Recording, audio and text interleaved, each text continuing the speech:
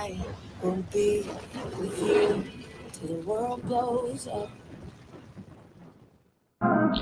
If I knew then what I know now, sometimes I wonder, would I be the same or would I be different? A shorty still believes in fairy tales and imagination that lasts forever. Sometimes I wonder if I turn back the hands of times, fix my mistakes, will things change? Oh Lord, guide me through this journey of life, help me see the light through all the pain and strife.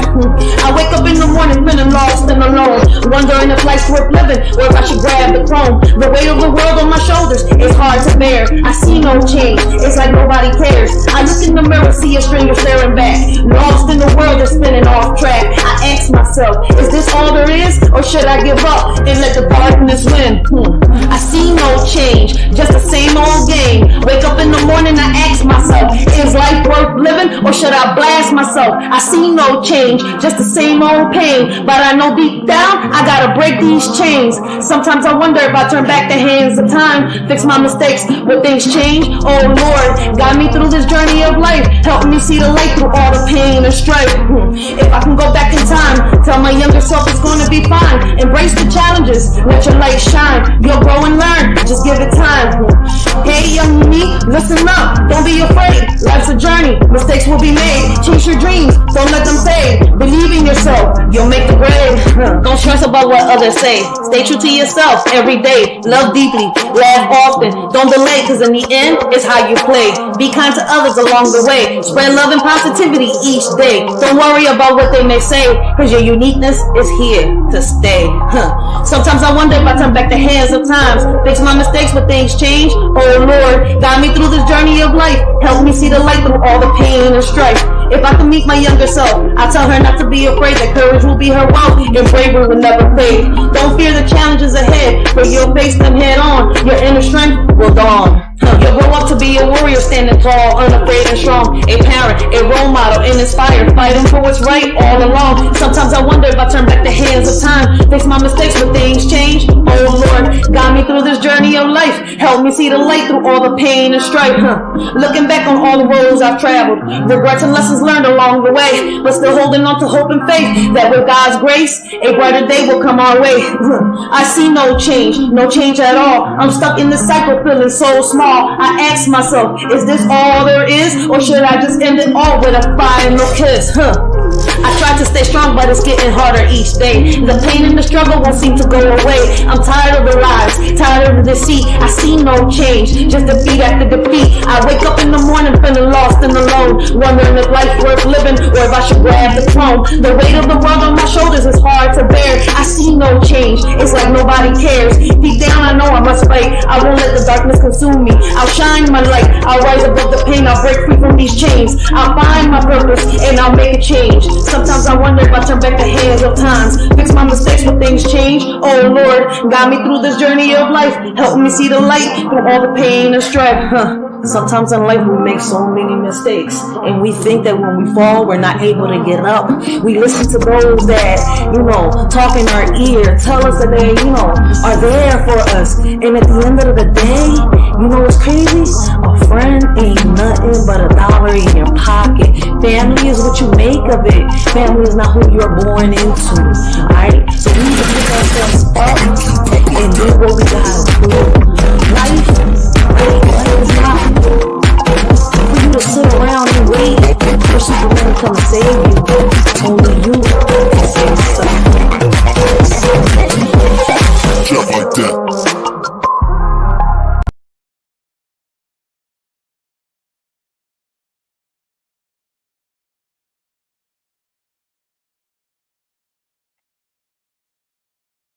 Hey, what up, everybody? I hope all of y'all is having a blessed and humble morning. Continue to have a blessed and humble day. This y'all shorty Rachel. I want to welcome all of y'all to the Writers for Life brings you the Let's Talk About It podcast, right? This is part 2 of yesterday's live stream, right? We was talking about parenting and kids, right? The majority of yesterday's live was about parenting and kids. We was catching up to the current news and much more, right? I appreciate everybody that showed up, showed support, helped the shorty bring awareness and much more, guys. I appreciate my day 1 subscribers and my new subscribers, because if it wasn't for y'all, a shorty wouldn't be making it this far. I appreciate y'all because y'all be in this John, man, when y'all could be anywhere else, but y'all choose to be with a shorty, rocking out, bringing awareness, and having positive conversations, yo. I appreciate y'all. So this is gonna be part 2, right? We're gonna continue from yesterday. So I'm a little stuck. Should I start off with the current news or should I start off with the videos of, we got the YouTube's most hated videos of all times. I'm stuck between current news. All right, let's get the current news out the way. And then we're going to get right into YouTube's most hated, right? But before we get this started, right, I appreciate everybody for their conversations yesterday.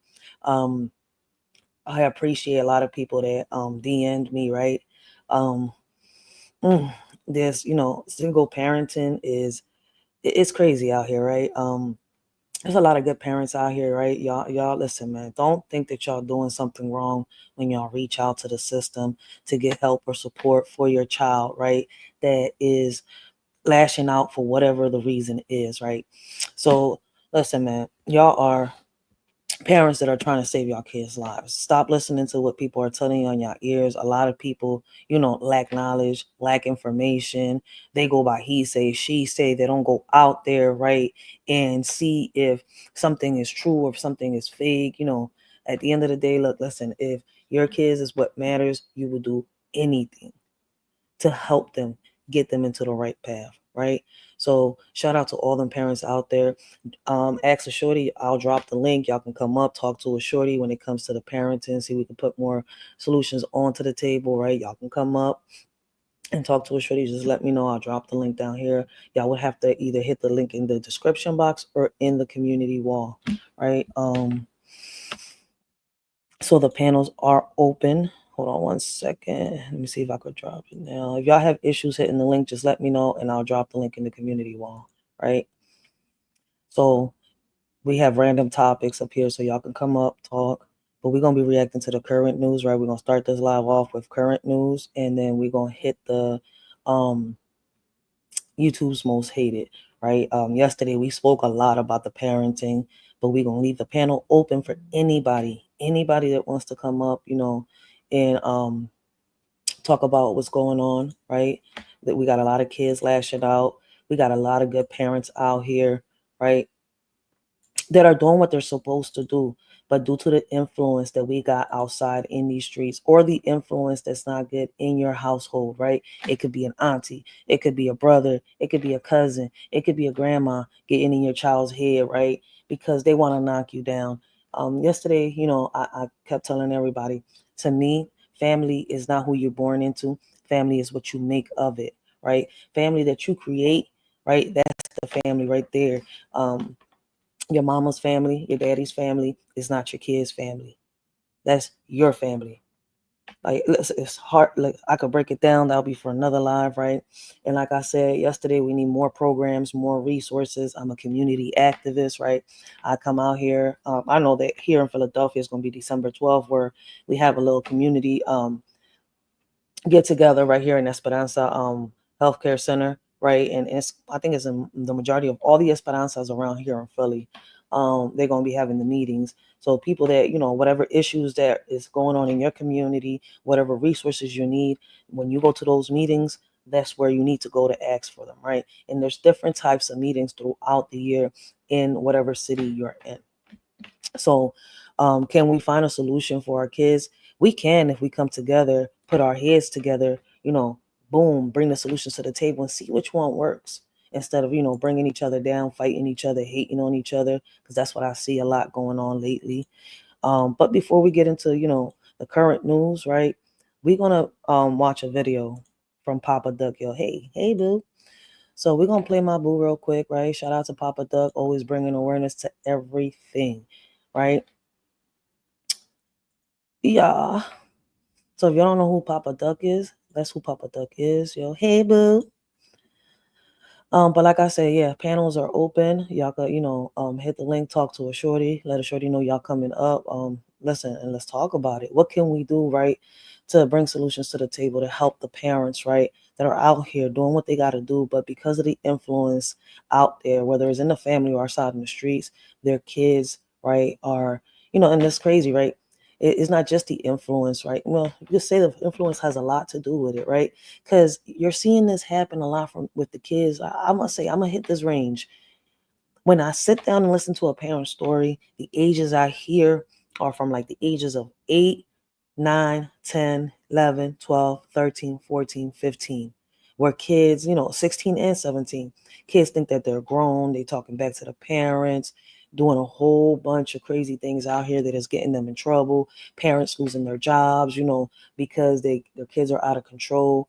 And it's like, damn, like I said yesterday, could it be that in certain situations that a lot of us parents are creating entitled children, right?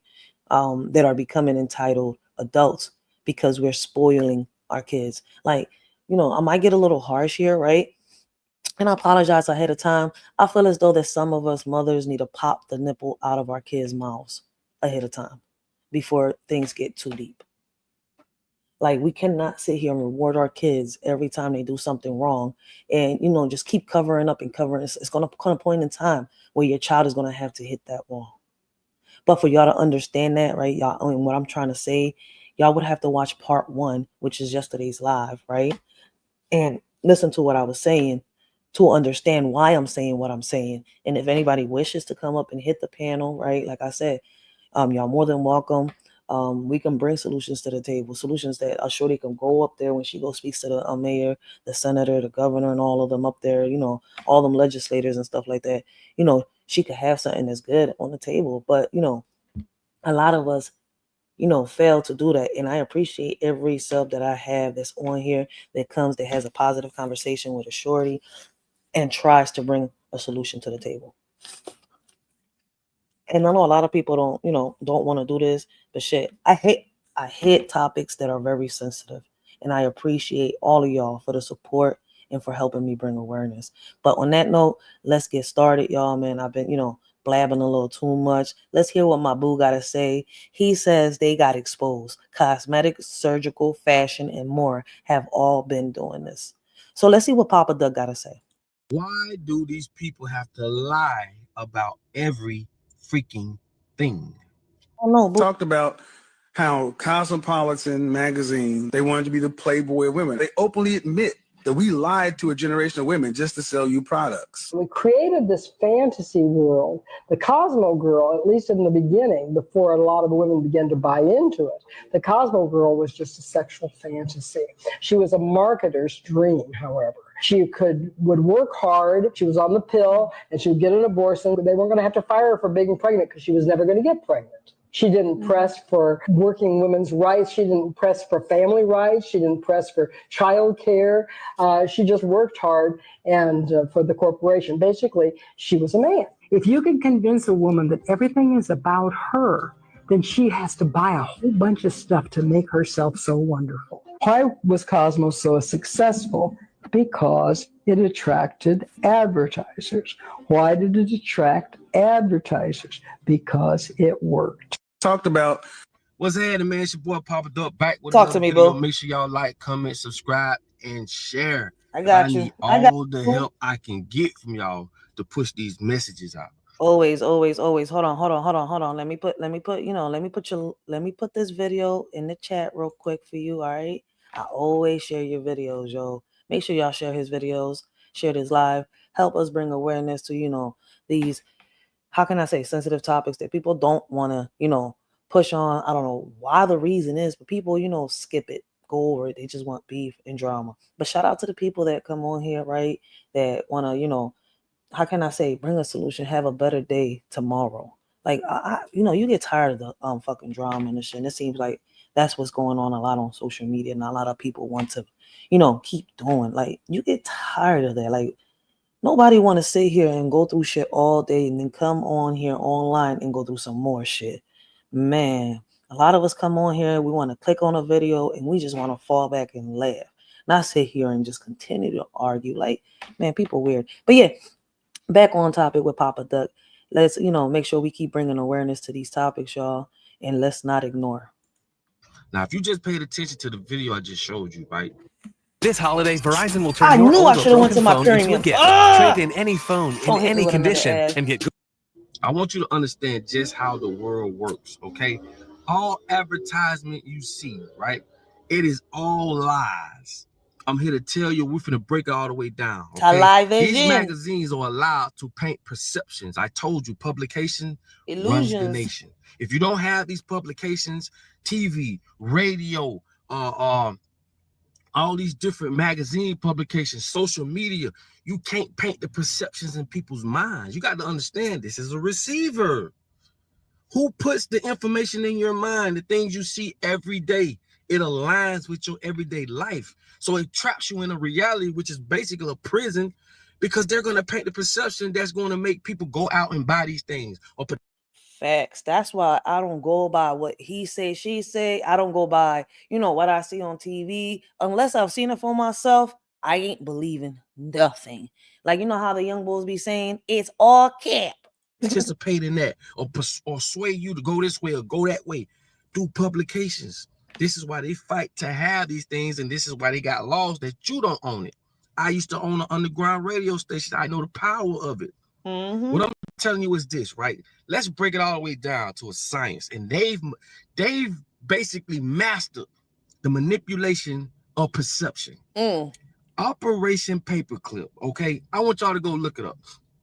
This is when America brought scientists from Russia over here to America, right? Because they were studying mind control. This is what MK Ultra comes from. This is what Roseanne be talking about. If you can Google her, she talks about it all the time. And they do it in ways you don't know. Now, pay close attention, right? I'm finna show you how commercials was created. And it was through mind control. When they brought them over here, two things that had to happen. One, you had to be malnutrition. This is why all the chemicals and all this bullshit come in our food, because there's no way we should be eating foods and claiming this for shelf life. Shit we can't even pronounce. That's not in other countries. That's banned in other countries, okay? But they let us eat it. Secondly, they had to show you something over and over and over. Facts. Love you, boo. But I got to pause you, right? Because you just said something, and I don't know if the audience wants to see it. And I am going to rewind you a little bit back, right? Because was it here that you said it? This is what Roseanne be talking about. Yeah, if you a little bit. Right. Let's break it all the way down to through publications. This is why they fight to have these things, and this is why they got laws that you don't own it. I used to own an underground radio station. I know the power of it. What I'm telling you is this, right? Let's break it all the way down to a science. And they've basically mastered the manipulation. All right, so Operation Paperclip. Damn, I was trying to get him to say it, but I can't go all the way back. I can't get the timeline. Damn, YouTube, shut up. I'm about to unplug you real quick. Damn, Bluetooth gonna start messing with me right now. Let me see where Operation Paperclip. All right, so this lady is going to tell us a little bit about Operation Paperclip. All right, here we go. I thought to myself, how am I going to write about Paperclip? I mean, it's, this was a tough nut to crack. And just to have the declassified documents was one thing. How was I essentially going to get the voice of the scientists, right? And so I tracked down one of Kneemeyer's grandsons living in the United States and asked him if he would speak to me. Now, the children, usually the wives, the children, the grandchildren, they don't know anything. Did I share it? In my experience, they often have in the attic grandpa's papers, which is exactly what happened. So the grandson said to me, all right, so he said Operation Paperclip. Let me see. Let's go back. Let's see if we can find a shorter video than 13. Let me see. That's 57 minutes, 55. Operation Paperclip, Alabama. Biggest secret, Operation Paperclip. Let's see. Oh, you took me to Facebook. What's up? There we go. Test site itself in front of us. So this is a real nerve center for the U.S. government. Absolutely. And this is the test site itself in front of us. This is the story of Huntsville. a place where the US government secretly recruited 1,600 German scientists, engineers, technicians to help develop this city from a once small sort of provincial place into a hub of aerospace, technology, and defense. You see that structure in the distance? That is the Saturn V engine test stand, where the Saturn V... Oh, that structure way out there. Yes. Okay. For the Saturn V engines for the moon mission in the 1960s. And that structure is being restored and is in use by Blue Origin, Jeff Bezos, for the construction of their new rocket engine, which they are testing there now. And so 1,600 German scientists, engineers. 125. Okay, why am I reading 1,600 everywhere? I don't know. The original assembly of German engineers and scientists numbered 125. That was the initial core group that came at the beginning. And that was your grandfather? Yes, he was a part of that team. They were essentially captured. They surrendered to the U.S. forces. So at that time, it was the Americans and the Soviets trying to grab all the scientists from Germany, right? Absolutely. The United States did not have that technology. As it was explained to me by my grandfather, there were future developments that were underway that have really never been released to public knowledge. And that was a prime consideration for the basically the capture of the German rocket team members, so the U.S. could capitalize on their research. And once they were captured, they were vetted by the OSS, which is the Office of Strategic Services at the time, and that's the precursor agency to the Central Intelligence Agency. Those individuals, the Paperclip team members, represented any type of future risk to the United States, so they had to pass the vetting exercise. It's the Redstone test site for the Jupiter C Redstone rockets that launched satellites and astronauts in space. 1958, 1961, Alan Shepard. This is the blockhouse where the launch control people would sit and test the rocket engines, and this is the test site itself in front of us. So was your grandfather involved with any of this out here? He was in that bunker right there. So Theo, we're on a massive compound. Yes, massive. Yes. And you said camera down the whole time. That's correct. Okay. But at this point, this is a tourist site, and if you were to sign up for a tour at the Space and Rocket Museum, you know, the U.S. Space and Rocket Center, they will take you out here with tourists. They'll come to this site. They're historically designated. Okay, and then they're open for exhibits. Okay, but this compound, massive new FBI building. That's correct. We just passed that. Yes. What else is out here? There's a lot of intelligence agencies that are here working technologies. There's space weapon systems being developed, and there's a missile defense agency is here. The Space Shuttle Payload Operations. Big NASA building. NASA Marshall Space Flight Center is headquartered in Redstone Arsenal. So this is a real nerve center for the U.S. government. Absolutely. Oh, wow. Okay, so let's get back to Papa Duck, right? We're going to hear Papa Duck, and then we'll finish. Should I finish this video? No, let's finish this video. Like, this is crazy. So this is what Papa Duck was talking about. So the project Paperclip is about rocket ships, NASA, the government, Operation Paperclip, and it's in Alabama. Oh, snap. Absolutely. Okay, so does a V2 look like this? It's much smaller. And so your grandfather, who worked on the V2, yes, you were telling me that it stood for something. In German, what did it mean? The V stood for Vergeltungswaffen, which means revenge weapon. These were rockets that were developed here. Oh, wow. The NASA? I wonder why he did that, which means revenge weapon. So was they planning on using these, you know, like on some type of avenging shit, like some revenge? Ooh. In the 1960s. All this was happening in the 1960s. But no astronaut really ever made it out of outer space. So were they just trying to break the firmament? Like, I don't know. I'm just asking a question. Was mostly German engineers in the beginning? The group that controlled all of the development of the space vehicle development were the German engineers. In fact, I understand that Werner von Braun ordered them that they had to quit speaking German at work because the Americans they had under them didn't understand what they were talking about. So is that disrespectful towards the American servicemen that fought in the war, and all of a sudden you have all these Germans over here working in your government, or people just get over things really quickly, and that's how it works? Well, That's a good my question. dad was a U.S. engineer. He went to That's a good question. University of Pittsburgh. Okay. As a World War II veteran in the Japanese theater, and I understand that, and he was under the Germans.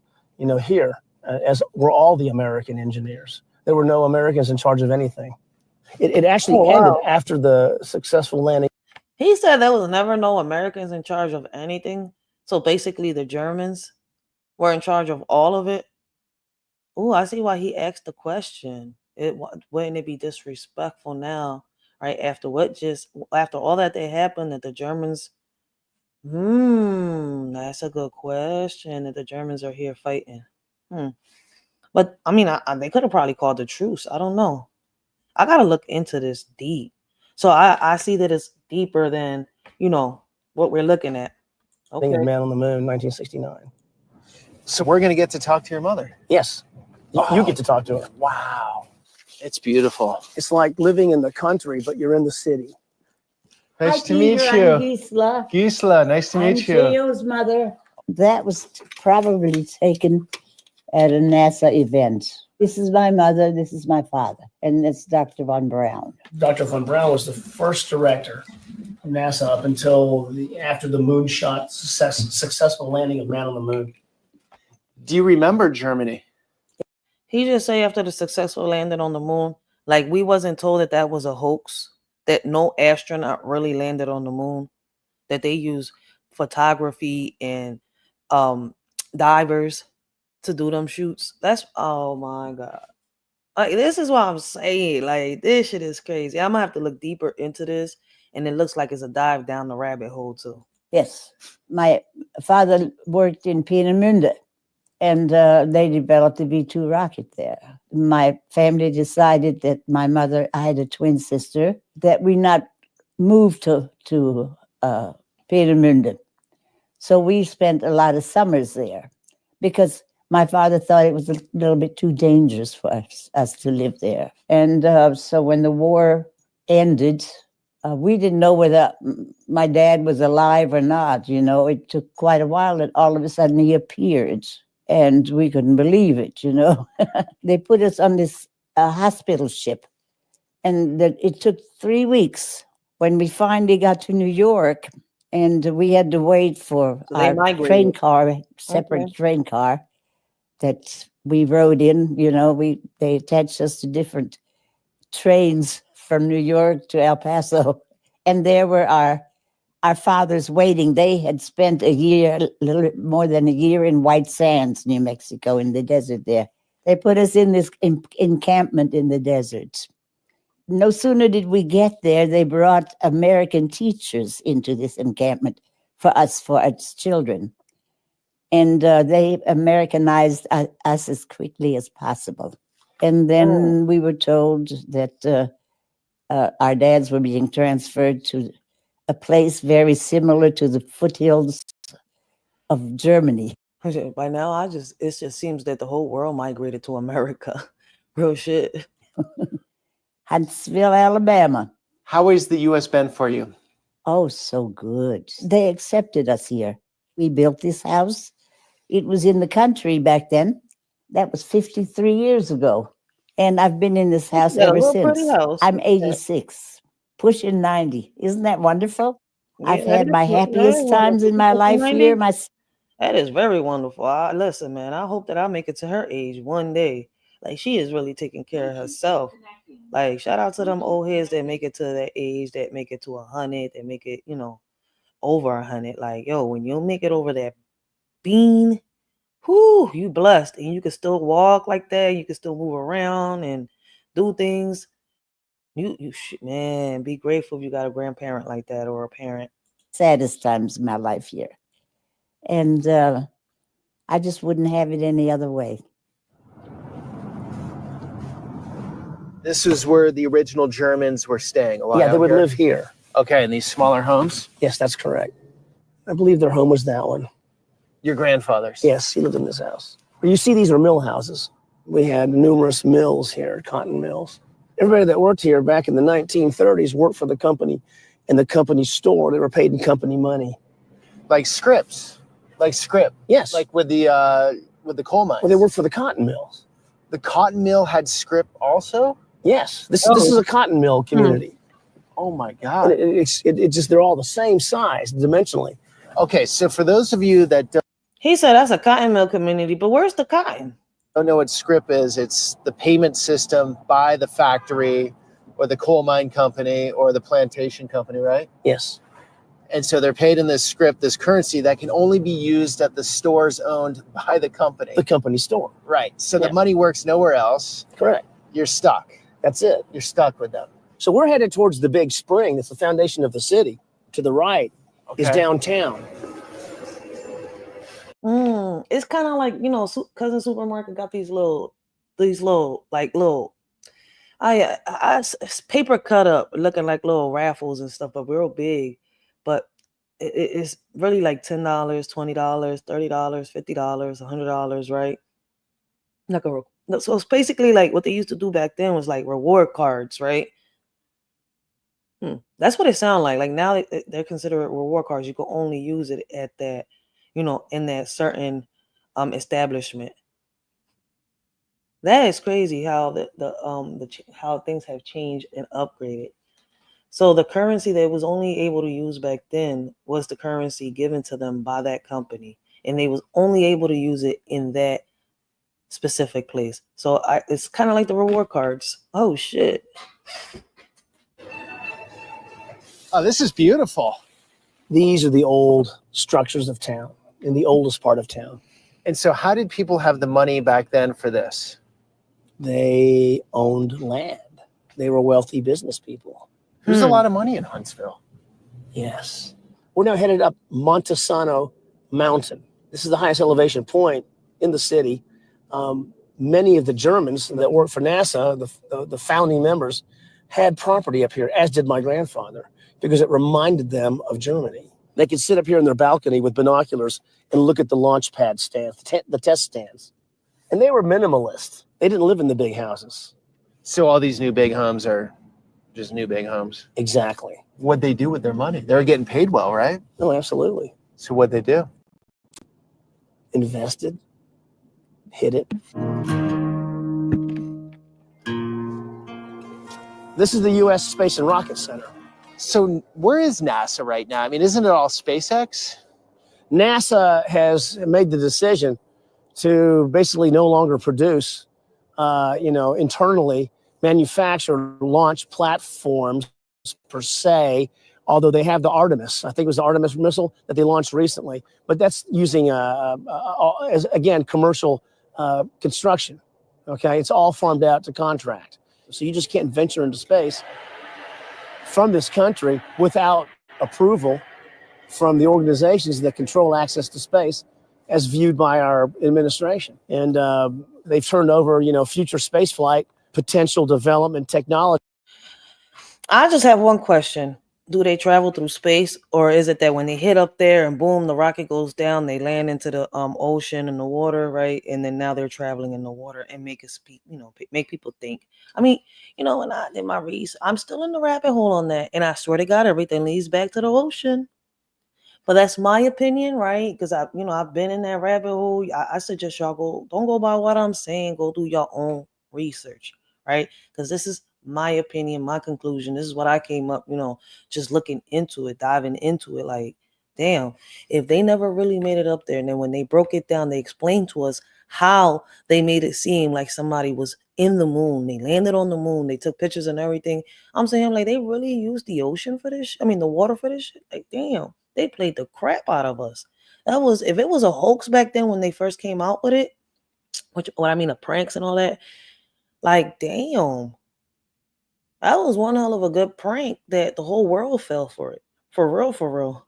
To commercial development. This is a Das Mars project, written by Dr. Werner von Braun. But this was his thesis on the flight to Mars. Elon Musk would probably love this, right? Yeah, there's only a few of these that exist, and most of them are in the Sanctuary Library at UAH. Here's a very rare book.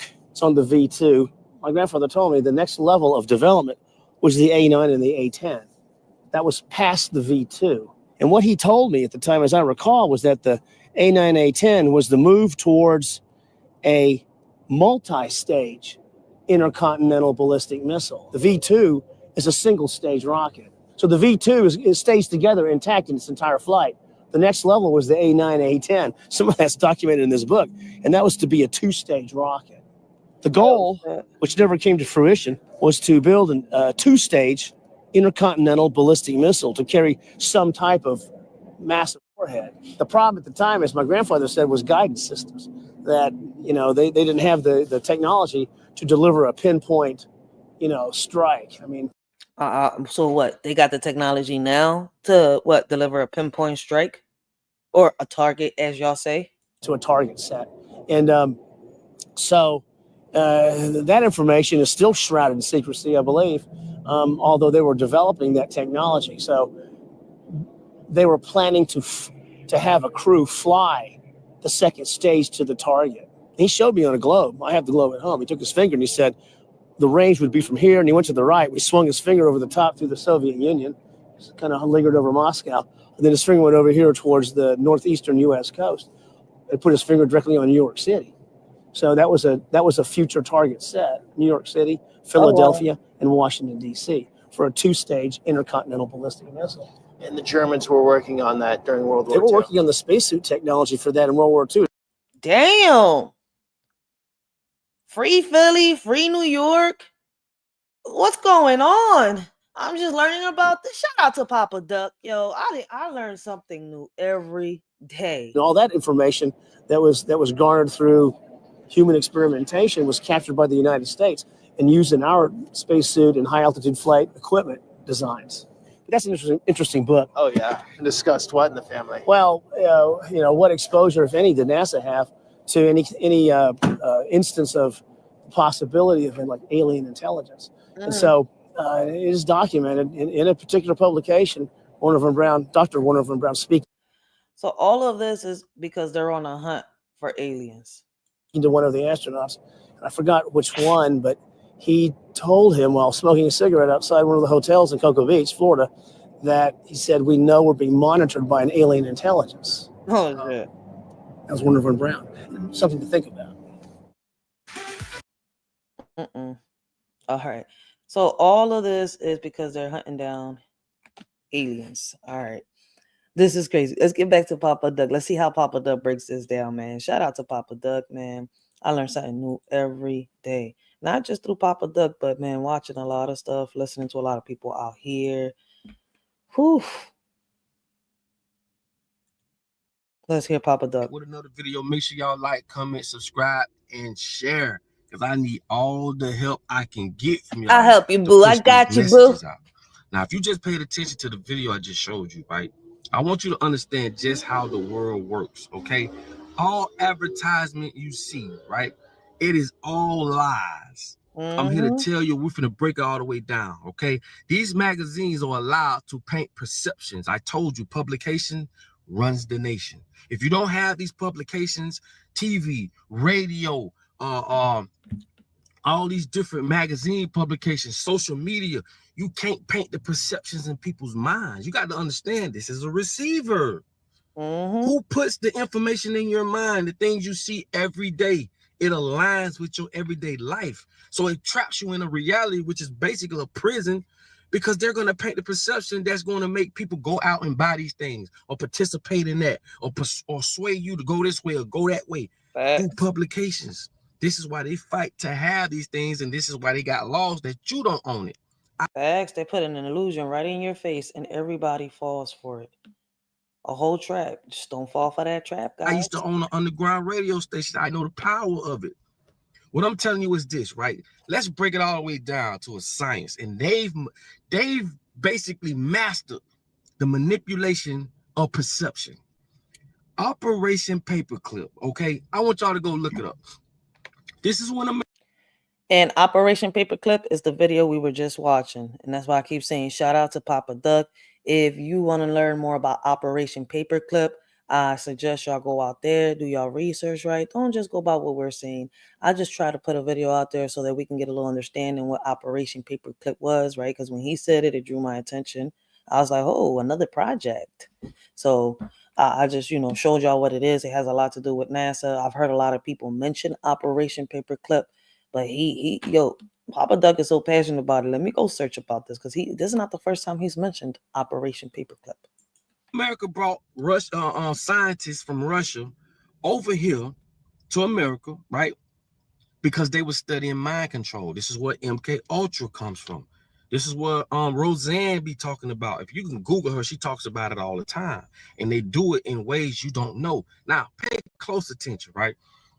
I'm finna show you how commercials was created, and it was through mind control. When they brought them over here, two things that had to happen. One, you had to be malnutrition. This is why all the chemicals and all this bullshit come in our food, because there's no way we should be eating foods and claiming this for shelf life. Shit we can't even pronounce. That's not in other countries. That's banned in other countries. Okay? But they let us eat it. Secondly, they had to show you something over and over and Tell over. them, boo. Constantly. Now you get what I'm saying? This is how commercials was created. Same thing with radio. It's called radio programming. If they show it to you enough, you start to like it. This is a psychological manipulation. Facts. If you hear a song and you like, this song don't sound like none I love, but if you hear it enough, you will start singing it. You will adopt it by default. They know this, you don't. Facts. Okay? If you knew how they created commercials, when they shoot these commercials, how they use paint to paint the black and white on cows to make them look delicious, make them look healthy. I remember when they broke that down, and he is not lying, yo. That shit got exposed in the around 2016, 2015. How the milk, how they made everything. I mean, I think they've been exposing it for a while, but when I first came across somebody breaking that John down, I was like, oh snap. I was a teenager learning all this stuff. Like, man. If you knew how they used shaving cream as milk. The hamburgers you see, not hamburgers. Nope. The bread, not bread. Even when you see Dave on the Wendy's commercial, pay attention to when he grabbed the burger. Those are not his hands. Do you know they have hand and feet models? Yep. Anything to paint the perception in your mind to make you think this shit is real. The water dripping off the tomato when you see this shit on your flat screen TV. Why you think at these fast food joints they starting to put these TV screens that's real bright? McDonald's Ben did it. They putting them up there to entice your taste buds. Pixar, the colors that Pixar use, it enticed these children. That's why they glued to the motherfucking iPad while you eating or wherever you trying to keep them calm. These children are glued because of the color psychology. If you only knew. Damn commercial. But I think a lot of people know. They just don't care. You know what's crazy, Papa Duck? I hear so many people say, oh, I already heard that. I don't care. I don't know if half of that shit is true. I haven't seen nothing happen. My mama grew up on this. My family members grew up on this. Yeah, but the food was different back then. I get where everybody is coming from, where a lot of people's talking from, but shit has changed. I've done lives where I've showed people that a lot of the food that are on these shelves are done by 3D printers. We're basically eating nothing but ink and air. So you got to pay attention. That's why I pay attention to what I'm buying now. Like, I've heard people tell me, you getting real. No, I'm not getting real picky. If you look at it, if you pay attention to the stuff that you're getting, you'll know what's real and what's fake. We have to take care of our physical health along with our mental health. And something that I learned throughout therapy, right, is that these meds that they give you as, the psychiatrists and all that, that's why I don't see a psychiatrist. Like, shout out to the therapist that I had. Shout out to the psychologist, because there's a difference between a psychiatrist and a psychologist. Shout out to them psychologists that I had that taught me, right, that the medication isn't going to make a difference. But if I change the diet, right, and my support system, the people around me, a lot of things in my life will change, which is true. You change that diet, you start getting healthier. I mean, it's unfortunate that we live in an era and the good food that, you know, we could eat costs so much. Why y'all think all that other food is so cheap and so, you know, easy to, you know, get to and put your hands on? Read the labels. The lengths they go to paint these perceptions in our minds, it'll blow your mind. Everything is fake, bro. Why you think they created Photoshop? To manipulate. Most folk probably never heard of Photoshop, but if you have, it's to manipulate. Everything is to manipulate. This is the world where they turn everything that's artificial, official. I keep telling you, you can't be artificial and intelligent at the same time. Tell them, boo. Think about that. This is how they can get in these magazines and publications and lie and paint this perception on, oh, they want women to have this size of a waist, this color of a skin tone, this type of hair. Jada Pinkett talked about the same thing when they talked about her condition with her hair. And she spoke about the things she had to face in Hollywood because she didn't have a certain type of hair. These are things that we don't know about. See, they paint the perception to the world that matches their agenda. Come on, bro. You can pay attention to one commercial. You're going to see more whites. You're going to see one Chinese. You're going to see one Latino. And you're going to see one black. Oh, shit. Even in the movies. In the movies, you'll see one black, one Latino, and maybe a Mexican. Unless, you know, it's a movie made by somebody in the hood. And you'll see everybody mixed in there. You'll see, you know, a whole bunch of Mexicans, a whole bunch of Puerto Ricans, a whole bunch of blacks, a whole bunch of Chinese, a whole bunch of Koreans, a whole bunch of, you know, like, or unless it's, you know, a movie made in China where you see only Chinese, or a movie, you know, like that. But, shout out to those that are breaking the chains, yo, because, you know, them low budget movies that people hate watching, some of them low budget movies be good, yo, and they be made in the hood. Like, you got some horror ones, some drama ones, some comedy ones, right? And they all entertaining, and they all low budget. It's crazy as shit. I've seen a lot of high paid actors be on these low budget movies. Funny as hell, right? So shout out to those that are breaking the chains, right? Because there are more movies now with more black people in it than just white people in it, right? So, I mean, somewhere along the lines, chains are being broken. But the question is, are people seeing it, or are they just focused on what they, you know, whatever it is over here that they want us to see? Think about this. This is a psychology, bro. Look at the commercials when they speak about loans and shit. They don't put white people on these commercials. It's just facts. They put brown and blacks on them. Blessings, welcome to the live. Look at the commercials and look at the people they have in there. They're telling you who they're marketing to, bro. Come on, man. And I'm not saying make this a racial thing, but we got to call it like it motherfucking is. It ain't just about color. It's about the food that they market, that they make look good, that they know that shit make us sick. It's marketing things that make people go out and stand in line and want to shoot and kill each other for. We talking shoes and certain phones and devices. This is the real zombie that you see, not the. That's a fact. I keep saying that we the zombies, yo. The zombies are not just out here in Philly and Kensington, yo. I'm telling you, man. The zombie lands is everywhere. Like, I see people like on Black Fridays, like when it's time for the president to, you know, vote for the president and stuff like that. People be out here, they act crazy. It's like some type of demons are possessing them. And, you know, you look at it and it's like you're seeing the Walking Dead out here.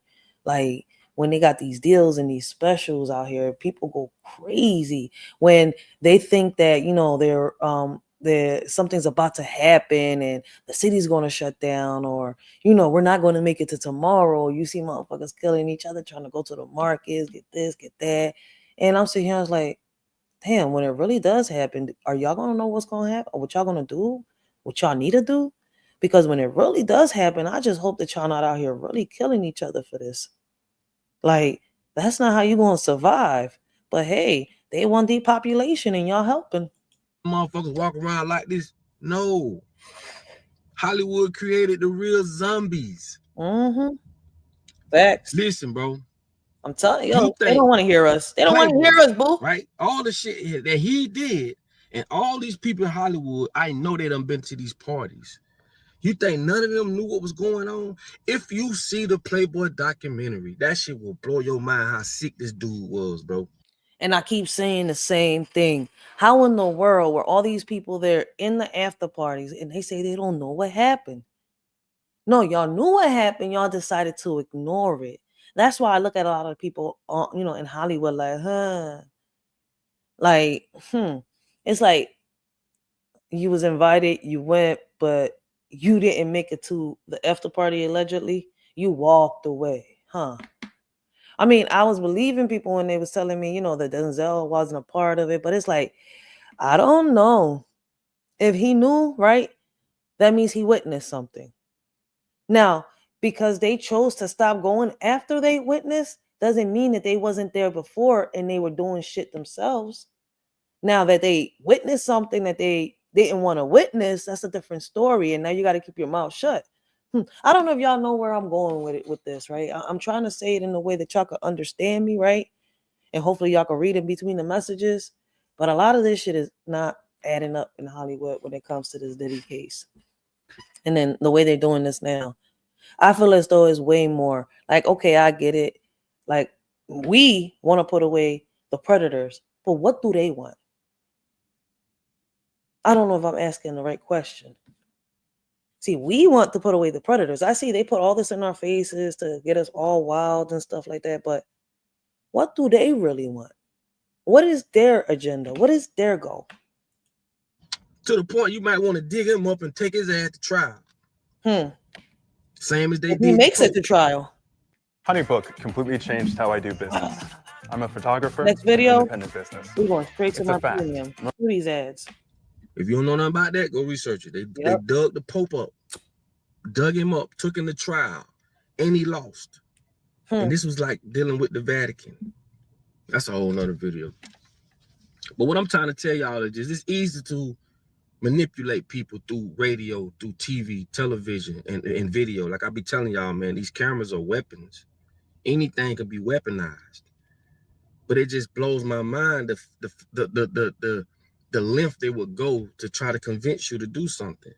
And it's just crazy. Most folks don't think about it. Like, people just think, oh, I'm gonna do this, I'm gonna do that. Bro, come on, bro. He ain't lying, yo. It's like, y'all ever seen that show called Person of Interest with Taraji P. Henson, right? And they talk about God's eye and everything. And I always say, with all these cameras y'all got out here, cameras on the poles, cameras underground, and y'all telling me y'all can't catch a criminal? Y'all telling me y'all can't solve a cold case, right? I mean, listen, man, when we're born, our fingerprints are put in the system. Our DNA is put in the system. Our footprints are in the system. Every little piece of our body is in the system when we're born. Like, come on, man. And you telling me y'all can't solve a cold case? But let's continue. Every car company have the same type model car. Every car company. You don't think these motherfuckers getting together saying, this is going to be our version of the F-150. Nissan going to be this their version of it. Then this car company, this their version. Every car company have the same type version type car. Facts. Like, I haven't noticed that Elon Musk is really trying hard to get to, to get his Tesla to be just like the Japanese version, the Chinese version. I'm not sure if I'm saying it right. I know it's one of the three countries, Korea, China, or Japan. Which one is it that does the Tesla? It's one of them. But I know he's trying to, they trying to get their electronics to be just like theirs.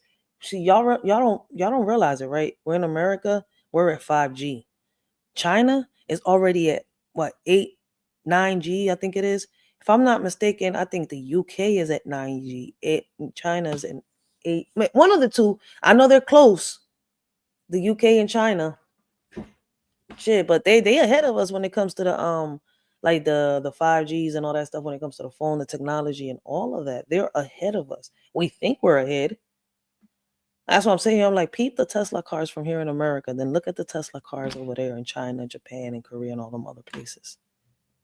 Their version of it is way better than ours. So if we're trying to catch up, who's imitating who?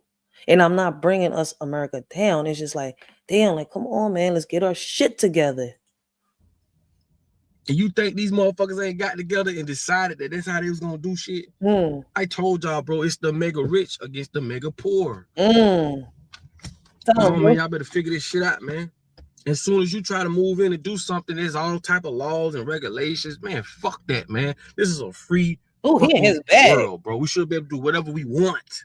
Papa Duck in his bag today. You're born into the matrix. Blows my mind, man, how things are. Listen, bro. Go look up MK Ultra if you haven't. A lot of y'all probably heard of it. Go look up MK Ultra Mind Control. Go look up Operation Paperclip. And you will see, and it'll blow your mind just how they created commercials. And I just told you, that's how commercials was created. Yeah, we're gonna do it because they have to show you something repeatedly, over and over and over and over and over and over. It's called programming, bro. You can program anything and anybody to do anything. Facts. You think these young kids run around here just shooting each other because they don't care about life? No, they've been programmed to do that, bro. You think women run around with their booty flopping and everybody want a BBL? No, they've been programmed. And a lot of people gonna say it's up to you. Oh no, that's your decision. I used to think that same dumbass shit too. If I put you in a climate, or if I put you in an area of the world where none of this shit existed, the people that's running and governing that area or that environment, ain't no such thing as a BBL. Ain't no such thing as cancer. Ain't no such thing as people shooting and harming each other. Then what you gonna say? It was your choice. See, they know things about this that you don't. And if you use common sense, it makes all the sense. You're in the devil's playground, homie. Sad but true. Listen, man, I love y'all. Didn't want this video to be that long. Shout out to Papa Duck, but he ain't lying. We are in the devil's playground. I don't get tired of saying that, man. Yo, he's speaking facts, yo. Let's get into these current news, man. Y'all can leave a comment down below. Let us shorty know what y'all think about what Papa Duck said. I appreciate y'all. Y'all comments do matter over here, man. And let's move on to the next topic. We're going on to current news, right? Whoo! Shout out to Papa Duck, yo. Shout out to everybody in the chat. Anybody's coming in, I appreciate y'all. Man, let us shorty know what y'all think about these videos we bringing out today. So we got a daycare worker caught kicking toddlers 100 times, says police. So this is law and crime. Let's hear what's happening with this shorty, man. Listen, throw away the key. I don't know what's up with these daycare workers, a lot of these teachers, man, but a lot of them don't need to see the day of light no more. Be taking care of them. Authorities say she assaulted the children more than 130 times over the last several months. We are going to dig into how something like this could even happen, the charges she faces, and the potential consequences, all with a daycare and child injury attorney. Welcome to Sidebar, presented by Law and Crime. I'm Jesse Weber. All right, let's talk about 44-year-old Catherine Guzieska, who's currently behind bars. Damn, 44 years old? Because she is accused of kicking toddlers in her care at Pumpkin Doodle's daycare. 44 years old, grown woman working at a daycare, acting and behaving like one of the kids that what in the world was going through her head? Like, was she high? What goes through the head of these people that do these things? Like, they gotta be possessed by a demon or something. Like, we've been in a spiritual war. And it was apparently all caught on surveillance footage. Yeah. So Guzieska, who was booked into the Smith County Jail on October 30th on 6 counts of injury to a child with the intent to cause bodily harm. She's still in custody. Those are very serious felony charges, and we're going to talk about that. But according to deputies, the way this all started was there was apparently a staffer at the daycare center who came across the surveillance video in October that showed some of these incidents. So the staffer then apparently notifies the father of one of the victims, who then calls the police.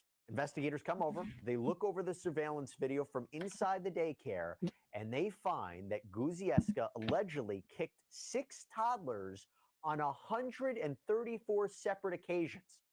Damn, them detectives kicked each and every one of them. I mean, counted each and every one of them kicks. But yo, she not know she was being recorded? This is why I say them cameras are needed. Yo, they are needed in every one of those classrooms, in each and every one of these schools, nationwide, worldwide. Wherever there's a zip code, we need to get this done to see what's going on inside these classrooms, yo, with our kids.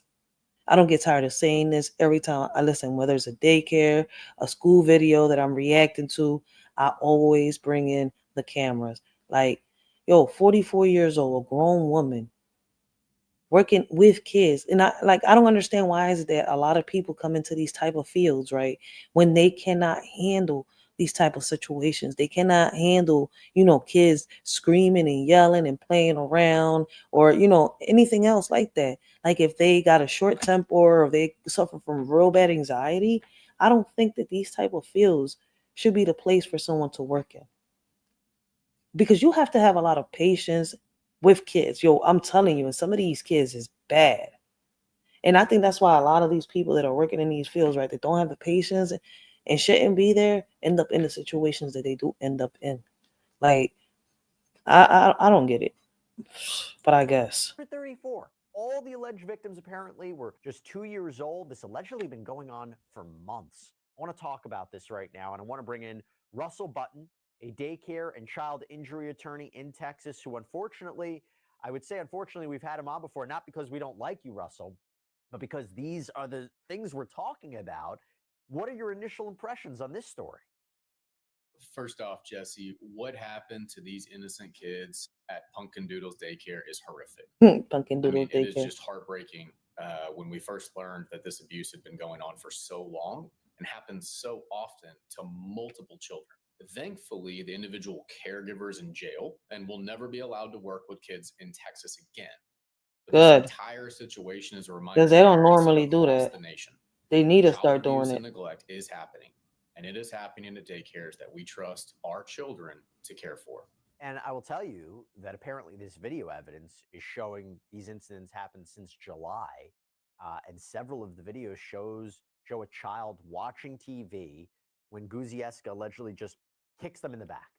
Several videos reportedly show Guzieska walking around during nap time for the kids and then aggressively moving various toddlers around, even pulling some of them from their beds, dragging them by their arms to a changing table. This is all according to court documents.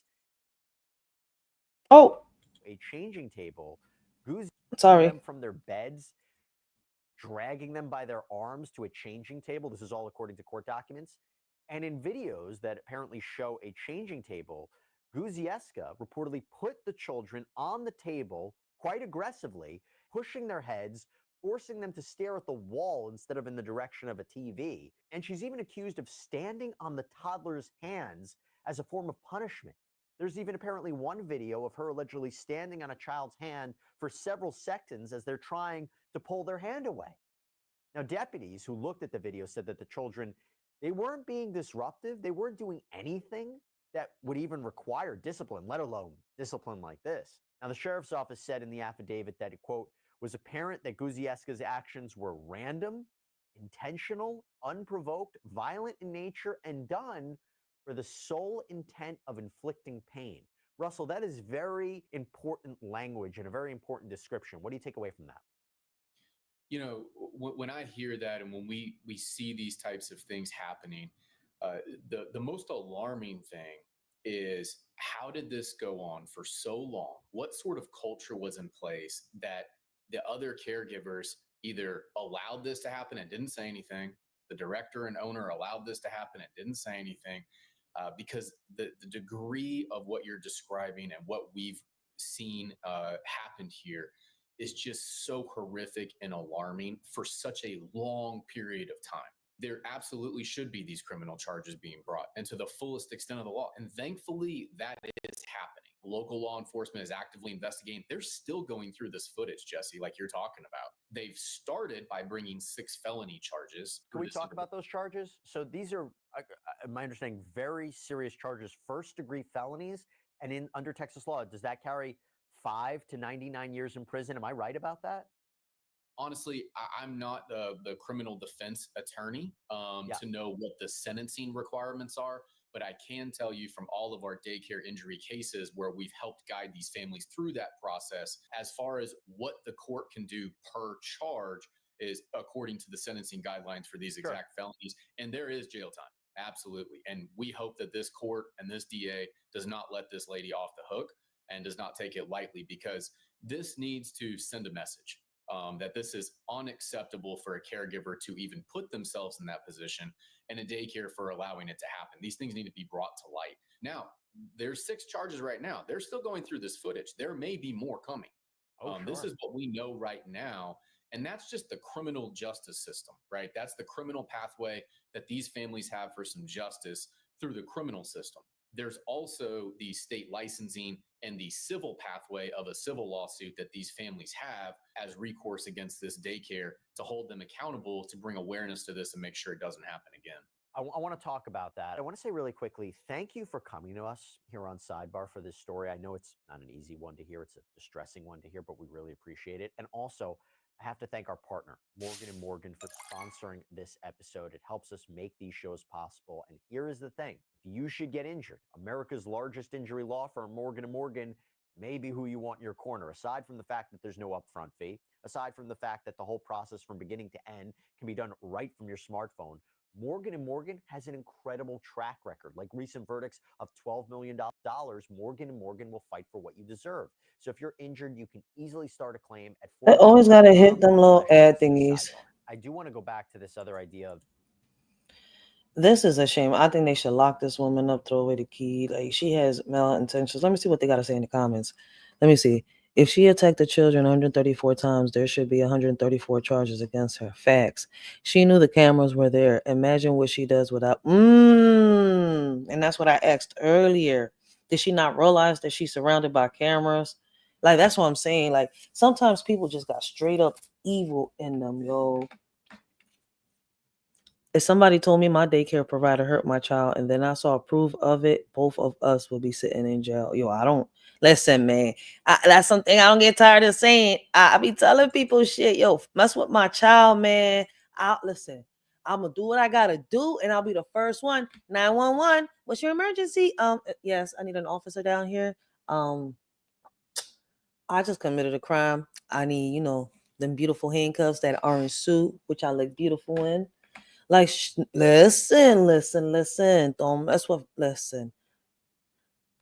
I let people think that I'm quiet, that I'm shy, that I don't know how to fight, I observe a lot. Like, whoo. They said she can't work with kids again in Texas. It should be anywhere, not just in Texas. I'm glad she pointed that out. I'm glad. So I know I'm not tripping when I heard them, but let's see what her replies are. She should never be allowed to have custody of any children either. Like, she does this to these kids. I wonder what she does to her kids in the house.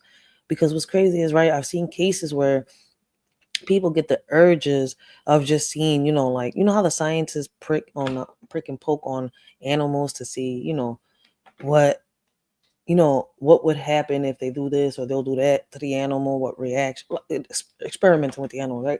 Well, I've heard cases of people actually being like that. Like, people just, they just get urges and they'll just kill animals and do, listen, let's not get the shit that people do out here. I don't know. I don't know if it's mental health or it's just something that cannot get cured. Because real mental health, you see, you that's fixable. But can you fix a psychopath? Like, is a psychopath considered mental health or something more than mental health? I don't know. But it is under the umbrella of mental health. But shit, it's like a lot of the people out here are psychopaths. For real. Like, no emotions, no guilt, no conscience. Like, they'll just sit here and keep doing and they thinking I'm sorry will fix it. And even with the I'm sorry, they'll keep doing it. This lady got issues, and I think it's way more than mental health issues. In your experience, whether it's a criminal case or a civil case, if there's someone's being sued over this, Are there any defenses? I mean, what would be a it's one thing to say, a parent came forward and made an accusation against the caregiver that they were being abused, and then you have a back and forth with the caregiver saying, no, the child injured themselves because they fell off the table or they were playing. When it's caught on surveillance footage, what is a possible defense, if any? There's no defense to this. Hmm. There is no excuse for She's child going abuse. down. I mean, that is crystal clear. And what we know here, as far as the civil case and what defense could be brought, what they say and how they get attacked, these families have legitimate causes of action against Punkadoodles. Okay. The daycare is responsible for hiring this employee. So on their application, what's going to be their prior history? What sort of reasons was this person qualified? Because we know they weren't. Making sure they were qualified, training her, supervising her. There was no supervision because this wouldn't have been able to happen this often to this many kids for that long of a period of time had this caregiver been properly supervised by anybody to make sure that they were doing their job the right way. So we know. I didn't know that caregivers were supposed to be, properly supervised. Why was she supposed to be I haven't seen this. Listen, I haven't seen caregivers be properly supervised. They're supposed to go in there, do their job, and know what they're doing. Aren't they supposed to be trained for this? Listen, I'm confused now. Punkadoodles failed in that. There is no defense to this. What they try to do is they try to say, hey, it was a one-time isolated incident in these daycare abuse cases. No way we could have seen this coming. But this was not a one-time incident. Nah, it wasn't. Repeated, systematic, routine abuse by this. She kicked 6 daycare students 132 times. Why? For what reason? None whatsoever. Crazy part is them detectives really counted the kicks. Caregiver. And the history of this daycare alone, which is available to the public online, shows that as recently as of July of 2024 of this year, Punkadoodles was issued a citation from the state licensing department for its failure to have the required written policies and procedures on preventing and responding to child abuse and neglect. Think about that for a moment. That is unbelievable.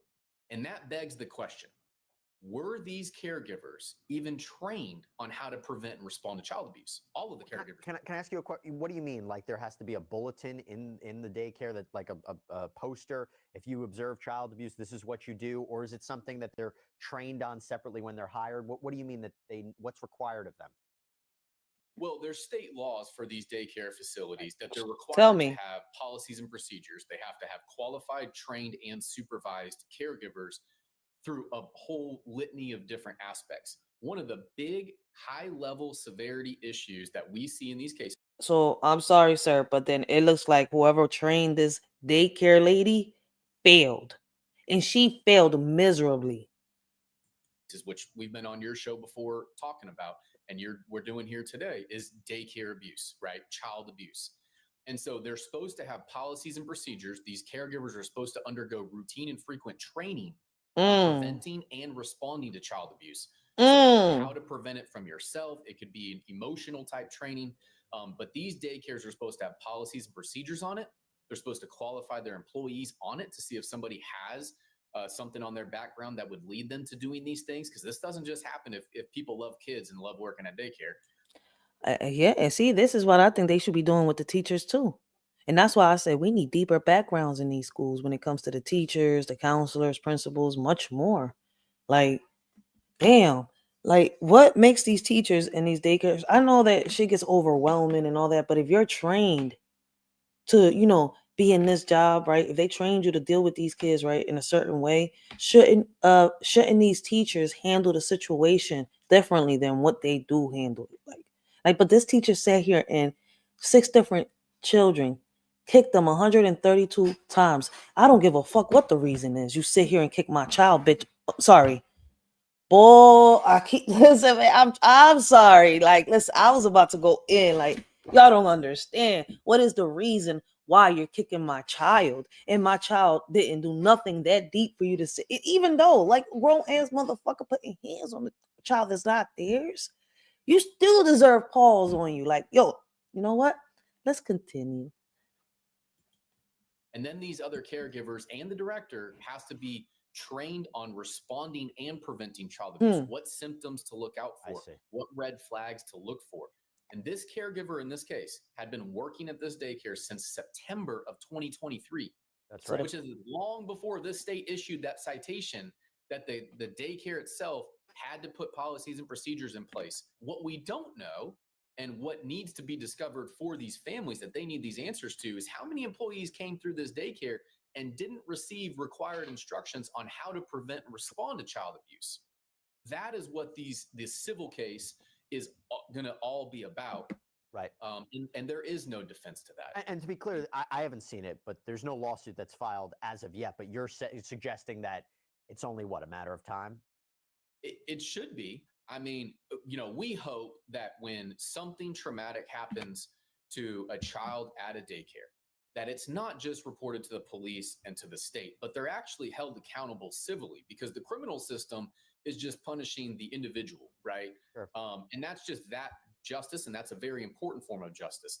State licensing, they're looking at it from administrative violations, right? And so that's one form from an administrative standpoint.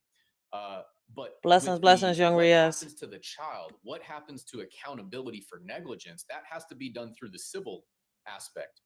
And so while I'm not aware that there are any lawsuits or any attorneys that have been retained, We got young for this Riaz in yet, the house, there baby. absolutely could and should be one here to hold them accountable and make sure to expose this and bring a bigger light to it. In that small of a town and that small of a community, this should never happen. And if something's not done about it, it's going to open up a door that, hey, this is going to be okay and acceptable behavior, which it is absolutely not. Talking about the daycare's owner, who has been identified as Melanie Dawn Law, she came out and said she immediately fired this woman when the alleged abuse was exposed, called the police, also called the Texas Department of Family and Protective Services, and the agency, as you alluded to, determined that Guzieska can no longer work at any daycare, hospital, nursing home, any facility that cares essentially for vulnerable people. That response, you would say, I imagine, is adequate. It's just what happened before, right? It's that she didn't do enough to monitor her employee. One of the questions that I've had is, Okay, before we get to your question, let me ask a question. If all this was being recorded, didn't somebody see this in the cameras? What took so long? The same thing be happening like when we spoke on that case where the little girl got, where was it the little boy or the little girl? I think it was. I can't remember if it was the girl or boy. I know I have it uploaded. I gotta go back. Well, anyways, right? The little the 11-year-old sexually assaulted, the 6-year-old on the bus or something like that. I think it was, right? And the bus, it was on the camera, and it took them months to even realize what was going on, right? And I'm sitting here, I'm like, how? If somebody's watching the camera, how don't they realize that there's, some type of abuse going on the bus? And the bus driver never once stopped every time he, was it a she or a he? I can't even remember if it was a girl or a man. I mean, a woman or a man. But they never stopped, right? Whenever they heard the child screaming and crying in the back, which they should have, because noise like that can cause a driver to have an accident. I would have found a way to pull over and go, as a bus driver, if I'm hearing a distraction like that, I would have pulled over, went back there to figure out what is going on and try to, de-escalate the situation.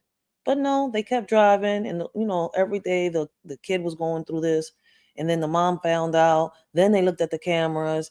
You see where I'm coming from? It's like, okay, we're getting there with certain things, but we need to get better, right? And as a community activist, I keep saying, like, more parents need to, I got the petition. Let's get these cameras in there, right? As y'all could see, we could see what's happening in the places that the cameras are placed in when it comes to, like, whether it's a daycare, or kindergarten, first grade, because, with the dojo and all that. The school buses, we could see what's happening in the school buses, right?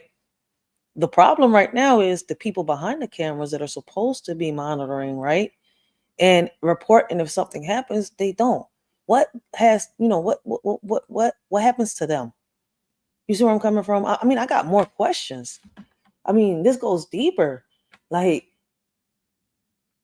damn, like, something's got to get done. But that's my opinion, right? This is how I feel as a parent, right? Like I feel as though, like I said, I got the petition out there for moveon.org, right? Hopefully get more people to sign it. I'm going to make a new one on change.org so that I could have the little barcode and I could just post it right here on the videos and on the lives as I do my lives, and people could just scan the barcode and actually sign the petition, and they could see what a shorty's talking about.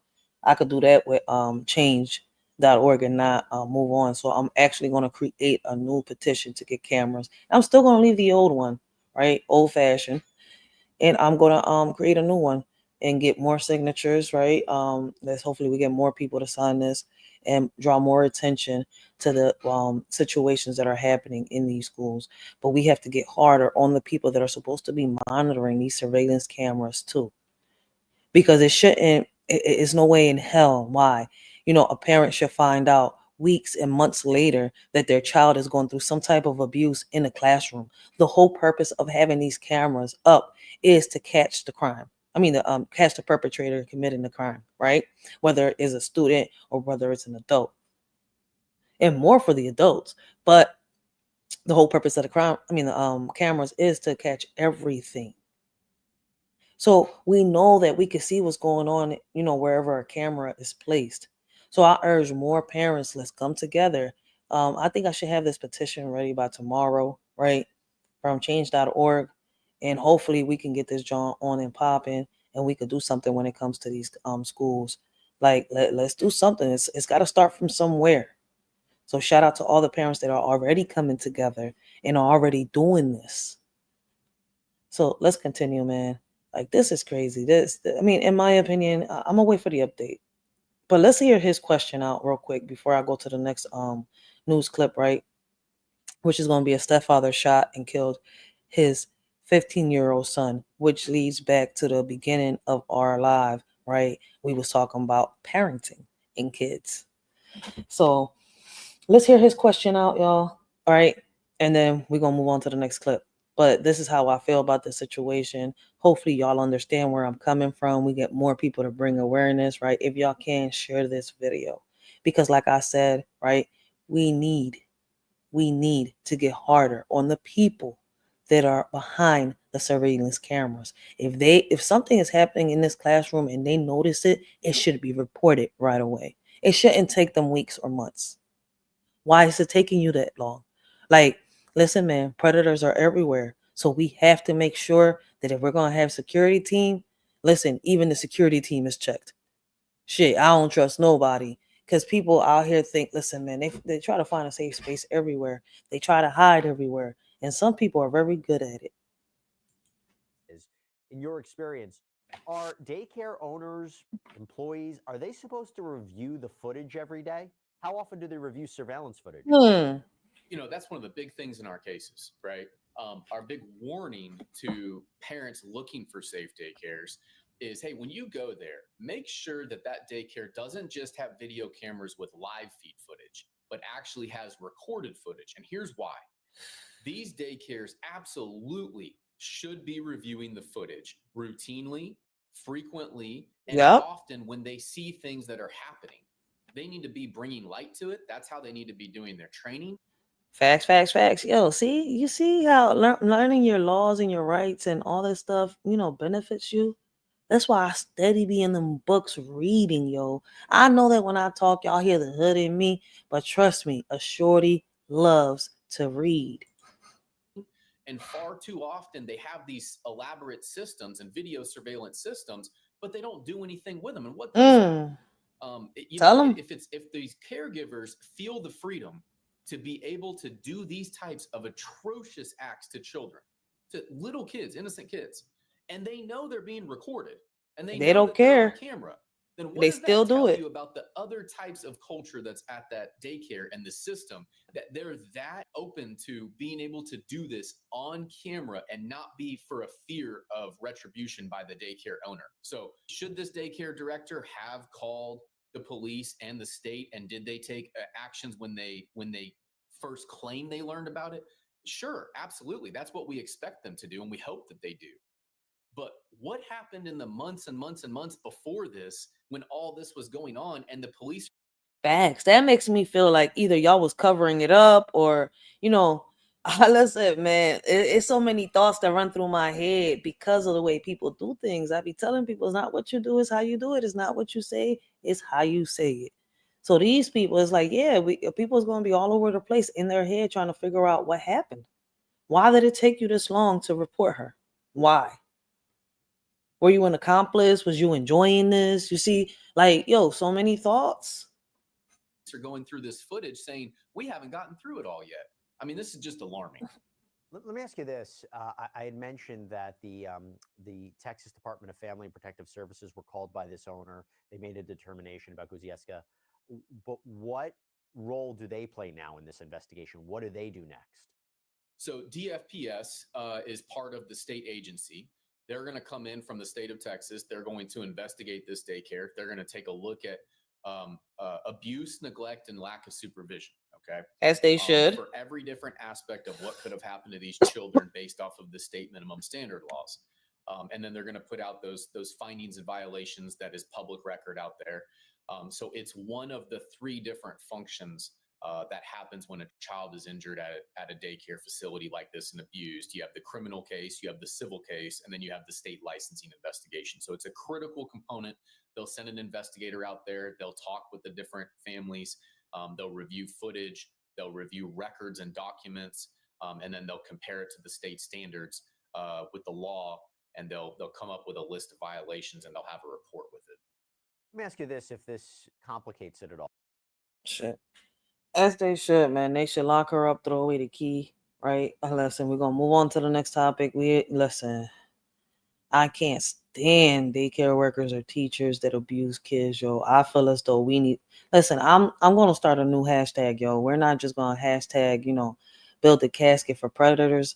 We hashtag building caskets for these teachers out here and daycare workers that are abusing their kids. So when I figure out how to put this hashtag together, I'll let y'all know.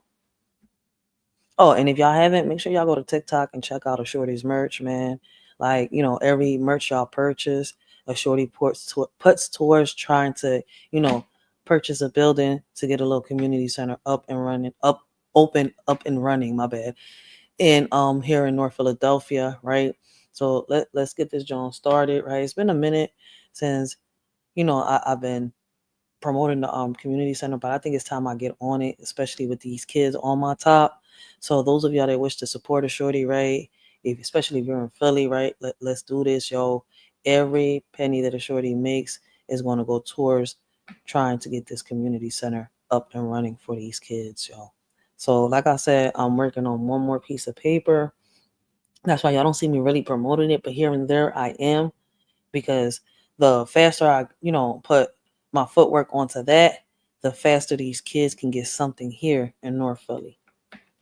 But let's move on to the next topic, y'all, right? And let's talk about this, right? Parenting kids, right? We got a stepfather who shot and killed his 15-year-old stepson for not doing his chores as instructed, right? This is deep. This is crazy, right? As a mother, right? As a mother of 3 kids, right? I got 2 kids by a man that's not here no more, right? He's deceased. May he have peace in paradise, right?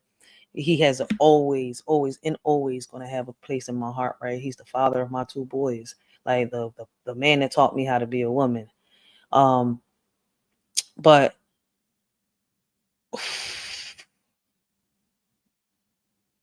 let me put it like this. So I said it the other day. So you know what? It's just me as a mother. I feel as though, right, when we got kids, right, and we get in another relationship, right, because it took me a minute to get into a relationship. I was by myself for the longest after my baby pops passed away, right? And the person I did decide to get in a relationship was my best friend, my kid's godfather, right? I wasn't starting with nobody new out there. Like, we knew each other. We had history. We have a daughter with each other, right? So it was like, all right, let's build. Let's do this. But I've never once ever thought about, pushing no man into my kids. Like, oh, no, you got to come. You got to discipline. No, when it came to my boys and when it comes to my boys, I deal with it. I appreciate when he steps in, when he gives a dialogue, yo, you got to respect your mom. You can't be doing this. Or he'll sit here, have a man to, boy conversation with him. At a certain point, he's like, huh, let me take over real quick and let me break it down to him so he can understand it from a male's point of view. So I appreciate him doing all that, right? He's helped me raise those boys. But there's women out here that I feel as though, right? I don't know. Listen, as a mother, right, when it came to them, I had a lot of rules. I'm not gonna sit here and lie, and I don't know if a lot of single mothers are like that. But one, I have kids, so if I'm gonna be with you, it's gonna be with you, and it's gonna be a minute before I introduce you to my kids, right?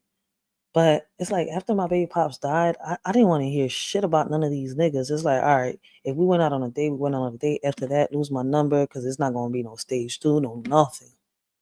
So it's like I went through a lot. I don't give a fuck about y'all niggas. What I wanted is not here. So it's like, but on some real shit, I never ever, I don't see it appropriate. I don't see it respectful to bring another man to lay his head down at nighttime, right, in your crib where your kids lay their head at.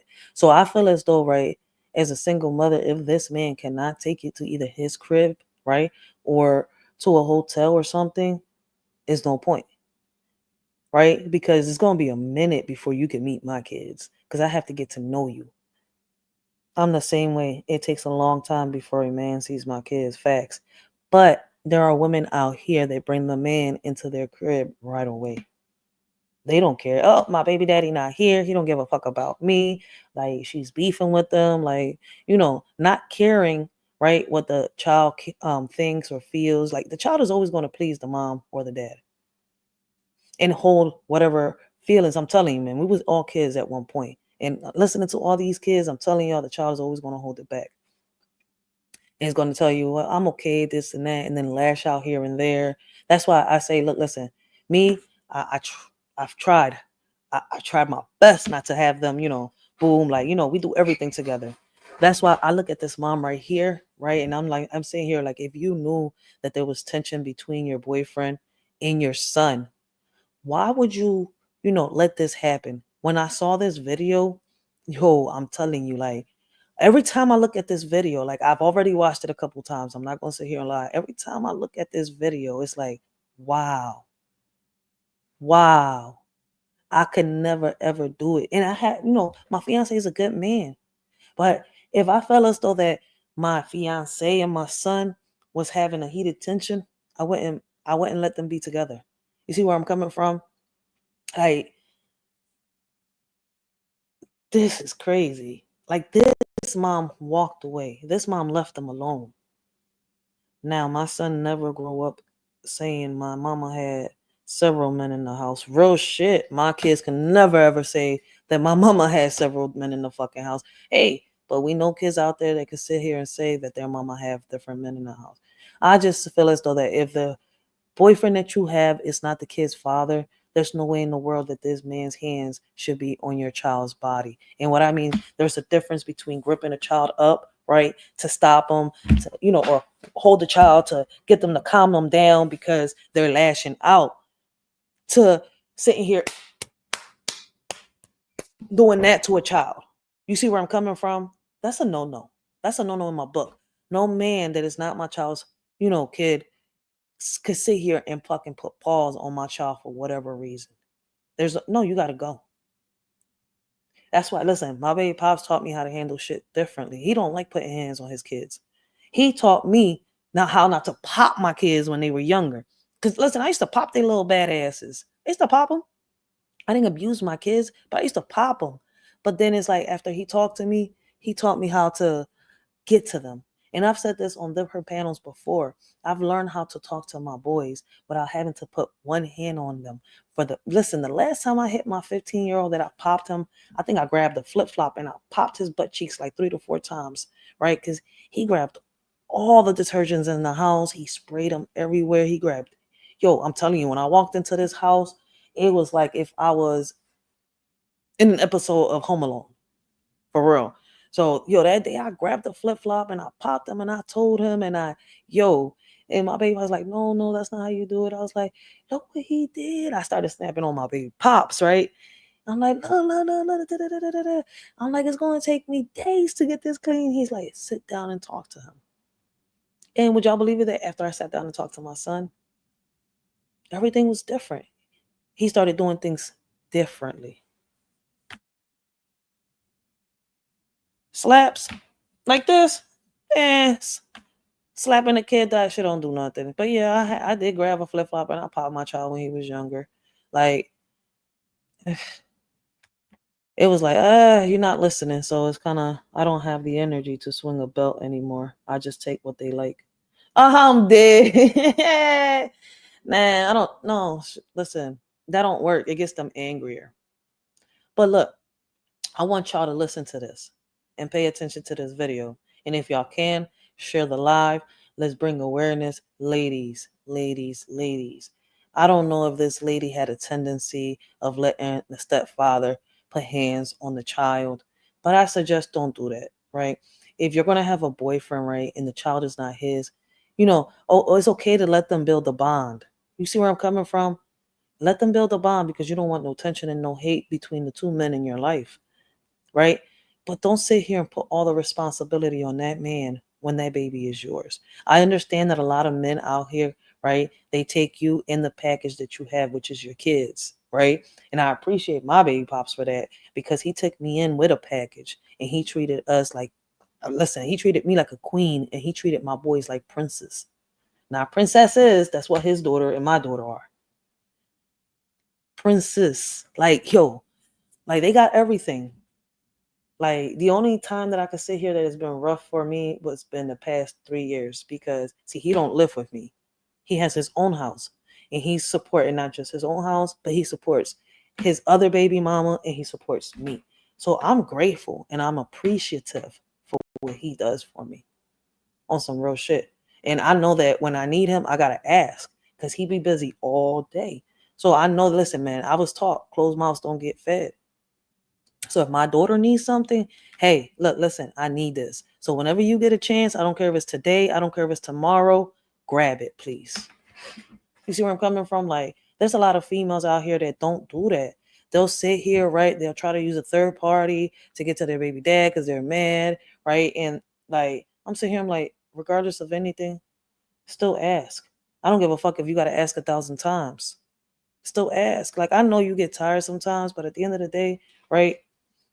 Don't sit here and play games or, how can I say it? It's like Tom and Jerry sometimes with these females. I swear to God, I don't know if I'm saying it right or if I'm finding the right cartoon. Because it's like, damn, just speak up. Say what you want. Say what you need. And if he doesn't have the money right there and then, let him make the money to get it. Because, like, listen, man, I've seen a lot of these men. Like, they're going through hard times too. I'm not just going to bring a nigga down because I'm a female. Like, no. Now, if he's a deadbeat, he don't want to do shit.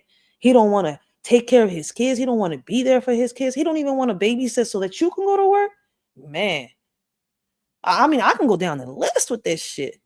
But no, man, ladies, man.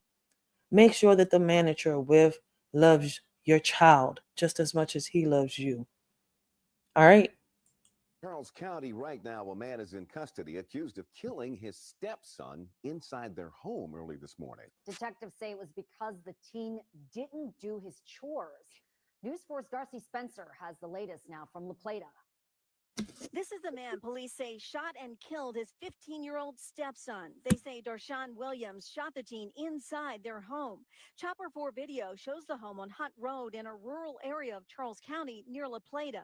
Police say Williams became irate because the teen, Michael Clemens, didn't do the yard work he was told to do. I also had a chance to speak with neighbors who say they didn't hear much overnight, but they certainly saw a lot this morning. I seen a sheriff car going down the road when I was dropping my child off, and then on the way coming back to drop my niece off, I seen CCSO going down the road, and that was it. That road is right off of Crane Highway. Charles County authorities say they first responded here on Hunt Road just after midnight. They say that the suspect, Darshawn Eric Williams, allegedly shot his 15-year-old stepson. That teen has been identified as Michael Edward Clemens. Again, all of this allegedly over chores that weren't done.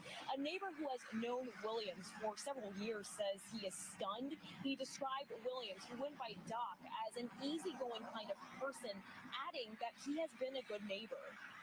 I only saw him with the stepson when we were doing, he needed to have some help to get some wood pellets. And the stepson was very cheerful and helpful. And, he said, hey, if you ever have anything, physical that you need to have done, have Michael do it. And I said, okay, Now, this suspect is currently charged with second-degree murder as well as first-degree assault. He is. That's deep. Like, come on. Like, how you end up shooting? Like, what did this 15-year-old boy do or say that bad that made this man kill him over some chores? Like, walking away couldn't have been good. This man killed this 15-year-old boy, a boy that he was supposed to love and care and protect. But the mom ain't any better. Like, I don't know much more than what I've heard on here, but putting two and two together from what I've heard, I look at the mom side-eyed right now. Let's continue. Is being held at the detention center. Guys. Welcome to Explore Crimes. Please subscribe and hit the bell icon for more videos. Sometimes the people closest to you are the ones who end up hurting you the most. What happens when a seemingly peaceful home turns into a place of terror? When a family struggling to blend together suddenly fractures in the most tragic way? This is the story of a young boy, just 15 years old, whose life was cut short in the place he was supposed to feel safest: at home. Michael Clemens was a teenager like many others. He had his quirks, his laughter, and his moments of rebellion. A student at Largo High School, Michael was known to his friends and family as a cheerful, easygoing teenager who loved to laugh and make those around him smile. His friends described him as someone with a warm heart, always willing to help others, and his classmates adored him for his playful, laid-back nature.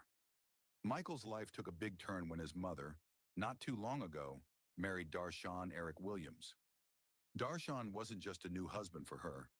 He was also a new father figure in Michael's life. After they were married, Michael and his mother moved into Darshawn's home.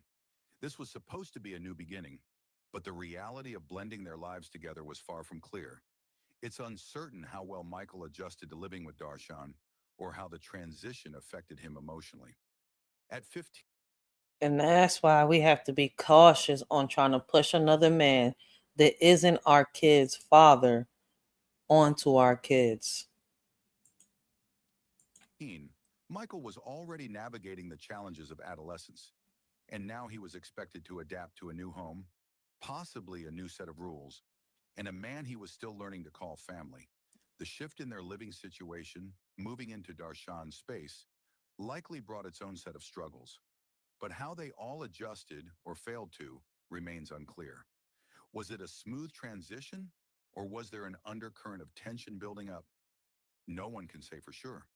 But what we do know is that the blending of their family dynamic was far from simple, and the stress of those adjustments eventually reached a breaking point. For Michael, this change created a new kind of pressure, and things weren't as smooth as they seemed. The night began like any other. Michael's mother, along with her husband Darshan Williams and Michael, had gone out to dinner. However, the evening turned sour when an argument broke out on their drive home. The disagreement was reportedly about Michael's behavior and attitude, a common point of tension since Williams had married Michael's mother. Though Michael's mother had hoped the transition would be smooth, the tension between the two men in her life had been mounting for weeks. The argument continued when they arrived home, and Michael was once again caught in the crossfire. As soon as they stepped into the house, Williams confronted Michael over chores that had been left undone, specifically the yard work Michael had been asked to complete. Michael had not raked the leaves as instructed. Williams, already upset, became furious when Michael failed to meet his expectations. This is where the mom should have stepped in. The two quickly escalated. At some point during the argument, Michael's mother decided to leave the house. She felt that removing herself from the situation would calm things down. Let me pause it right there. And this is where I say that the mom messed up. Why?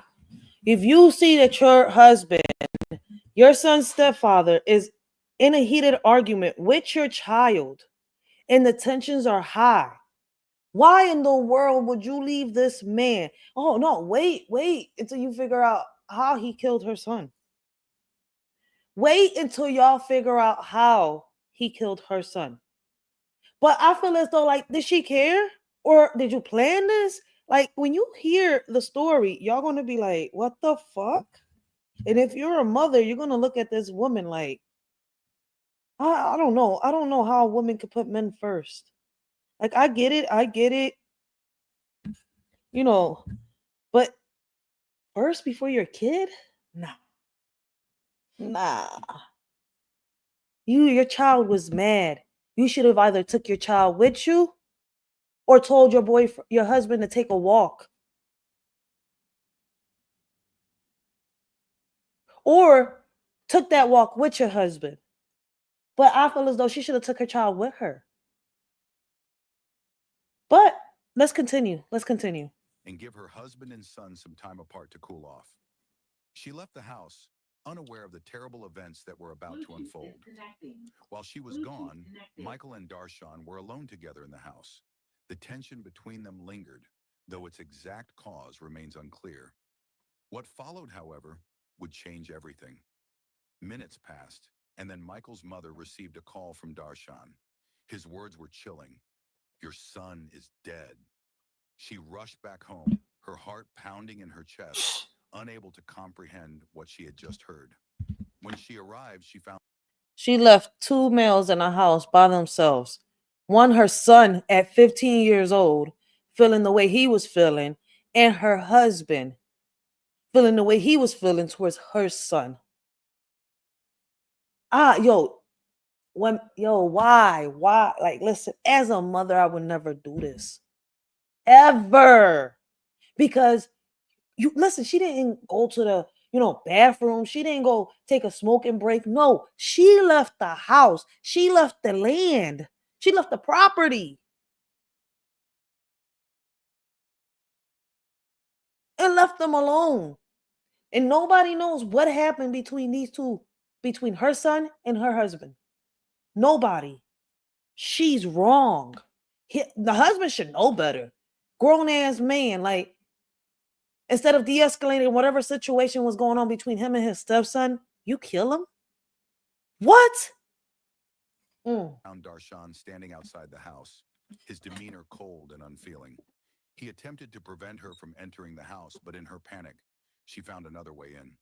What she discovered inside would haunt her for the rest of her life. Michael lay on the kitchen floor motionless, his life stolen from him in an instant. His mother screamed, desperately trying to revive him, but it was too late. Michael had been shot. The police were quickly called to the scene, and officers arrived to find Darshan still standing outside. After a brief exchange, they took him into custody. Inside, they found Michael, unconscious, not breathing, his life extinguished too soon. The preliminary information that we have is that the suspect shot and killed his 15-year-old son because his 15-year-old did not complete chores that were assigned to him, including raking the leaves. The sheriff's office got the call about a shooting from a relative just after midnight today. When deputies arrived, Williams was standing outside. He was taken into custody. The teen's body was inside the home. He was unconscious and not breathing. Medics performed CPR, but he could not be revived. No one else was at the home when the shooting happened. To the best of our knowledge, we have not had any calls to that house. However, they just moved into that house. Detectives spent hours inside the home investigating, collecting evidence. Gun was recovered at the scene. The suspect was brought here to the Charles County Detention Center, where he's being held on second-degree murder, assault, and other charges.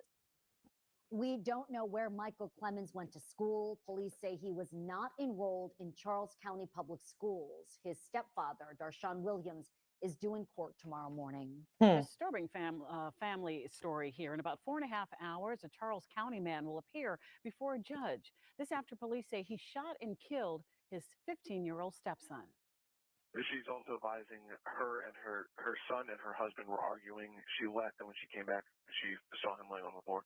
The Charles County Sheriff's Office says that Darshawn Williams shot the stepson, Michael Clemens, for refusing to do chores. This happened early Wednesday morning at a home in La Plata on Hunt Road. Now, neighbors tell us the teen and his mother had just moved in after the couple's recent marriage. Williams is due in court for a bond hearing at 9. This man right here did not have to shoot his stepson. He could have de-escalated that situation differently. The mother leaving knowing that the husband had a gun, knowing that the husband was outraged with her son. Listen, I don't know. She's got me questioning. She's got me over here like, like, did you get tired of your son? Did you and him plan this? Like, I can go down the line, like on some real shit, because we don't know what happened. Why would she leave? Let me ask y'all mothers out here. Would y'all do that to your son? Leave him with a raging stepfather? Knowing that he's mad and pissed off? And if that moment you couldn't get them to talk, why would you leave them alone? Why not take your son with you? Try to talk and calm your son down while he calms down. Or try to walk off with him outside, backyard, front, I don't know, real quick to get him to calm down. 30 this morning. As detectives worked to piece together the events of the night, they learned that the shooting had come after an argument between Michael and Darshan over household chores. Michael had not completed a task that Darshan had assigned to him, raking the leaves in the yard. What had been a typical teenage oversight turned into something far darker. The argument escalated, and in the heat of the moment, Darshan shot Michael. Wow. The circumstances of the incident were still under investigation, but one thing was clear. Michael, a teenager full of life, was gone. Michael's friends and family are left to grieve and to wonder how something so tragic could happen. He was a bright young man, loved by those around him, who had his whole life ahead of him. His classmates remembered him as someone who could always make them laugh, someone who was friendly, caring, and kind. But now they, along with Michael's family, are left with nothing but questions. Why did a simple disagreement escalate so violently? Why did Darshan feel that a life could be taken over something as small as an undone chore? I'm questioning that These are too. questions that may never be fully answered, but the memory of Michael's life and the joy he brought to others will live on. His friends and family may never understand the depth of the tragedy, but they will carry his memory forward, cherishing the moments he gave them. As for Darshan, he now faces charges of second-degree murder, first-degree assault, and several related offenses. His life, too, has been changed forever. Michael's death has left a scar on everyone who knew him, but his story is a reminder of the importance of love, patience, and understanding in any family. When tensions rise, there are always better ways to handle conflict than violence. But as the investigation continues, one thing is certain. Michael Edward Clemens will not be forgotten. His life may have been cut short, but his spirit and his memory will continue to live on in the hearts of those who loved him. Thanks for watching. Like, share, comment, and subscribe. Damn, man. It is sad to hear stories like this, yo. Real sad to hear stories like this. Like, all I can sit here and say is, ladies, man, do your research, right? Do your homework before you bring this man into the house. Before you decide to, have your son and another man really force bonds with each other. Like, you can't do that. Like, you really can't. Like, some of these kids ain't gonna go for it. Like, a lot of these, it's unfortunate this woman has to bury her, but I feel as though that she had parts. I feel as though it's her fault. The reason why this man shot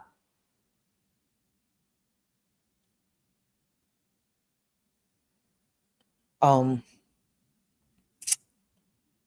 son. My bad. Like, I wouldn't have did it like that. Like, yo, she could have de-escalated the whole thing. Women, be careful with the men that y'all bring in. Like, I don't know how long she knew him, but it looks like that she just threw him into the boy's life out of nowhere. Like, I don't think that the young boy and him had like a real tight bond or nothing like that before she jumped into that relationship. Stop telling me that you. I don't know. Maybe I'm wrong. But she messed up.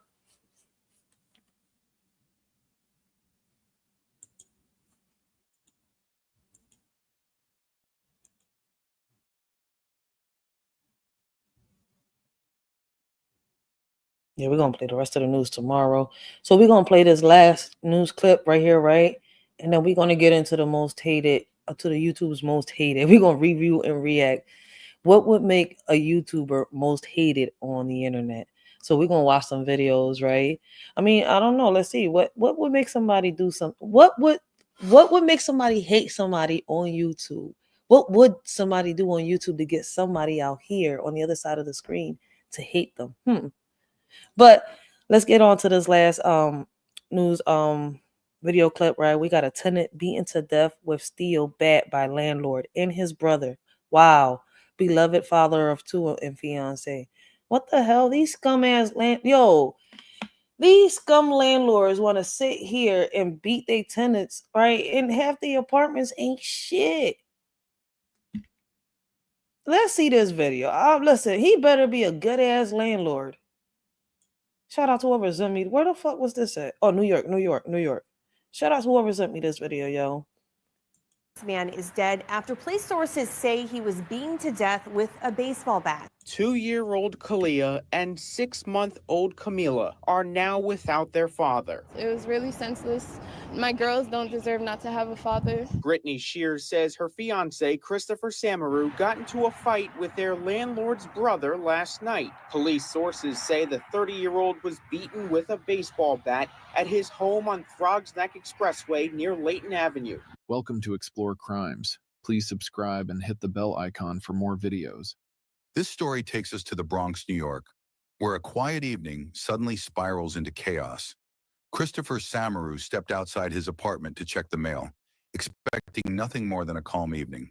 But when his landlord, Omar Lamoni, showed up with his brother, Edwin Nina, tensions quickly ran high. What began as a routine conversation over an unresolved rent issue quickly escalated. Christopher had been living in the small apartment on Throgs Neck Expressway with his fiancée, Brittany Shears, and their 2 young daughters for over a year. While they had always tried to make the best of things, the living conditions were far from ideal. For months, they had been without hot water, a problem that made everyday life increasingly difficult. Despite their attempts to get the landlord to fix the issue, nothing changed. With no resolution in sight, Christopher and Brittany had begun making partial payments on the rent, hoping the landlord, Omar Lamoni, would finally take action. On the evening of November 30th, 2024. Listen, a lot of landlords are doing this. And I understand where he came from. It's an unfortunate, it seems like he lost his life for doing what a lot of people are doing. Because if the landlord isn't doing what he's supposed to be doing, fixing the hot water, fixing the pipe, whatever leak is here, right?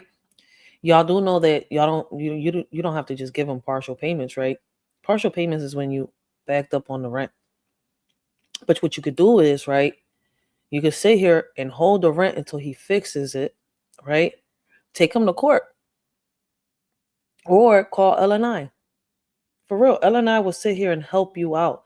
Get a new apartment and stuff like that. Plus, they will sit here and take him to court. And he has to give you money for, I think it's the down payment, the deposit. Listen, I'm not going to put my foot in it because I know somebody just recently won a lawsuit against a landlord because they was going through the same shit here in Philly. And they took him. Like, they called LNI. They took the landlord to court and everything.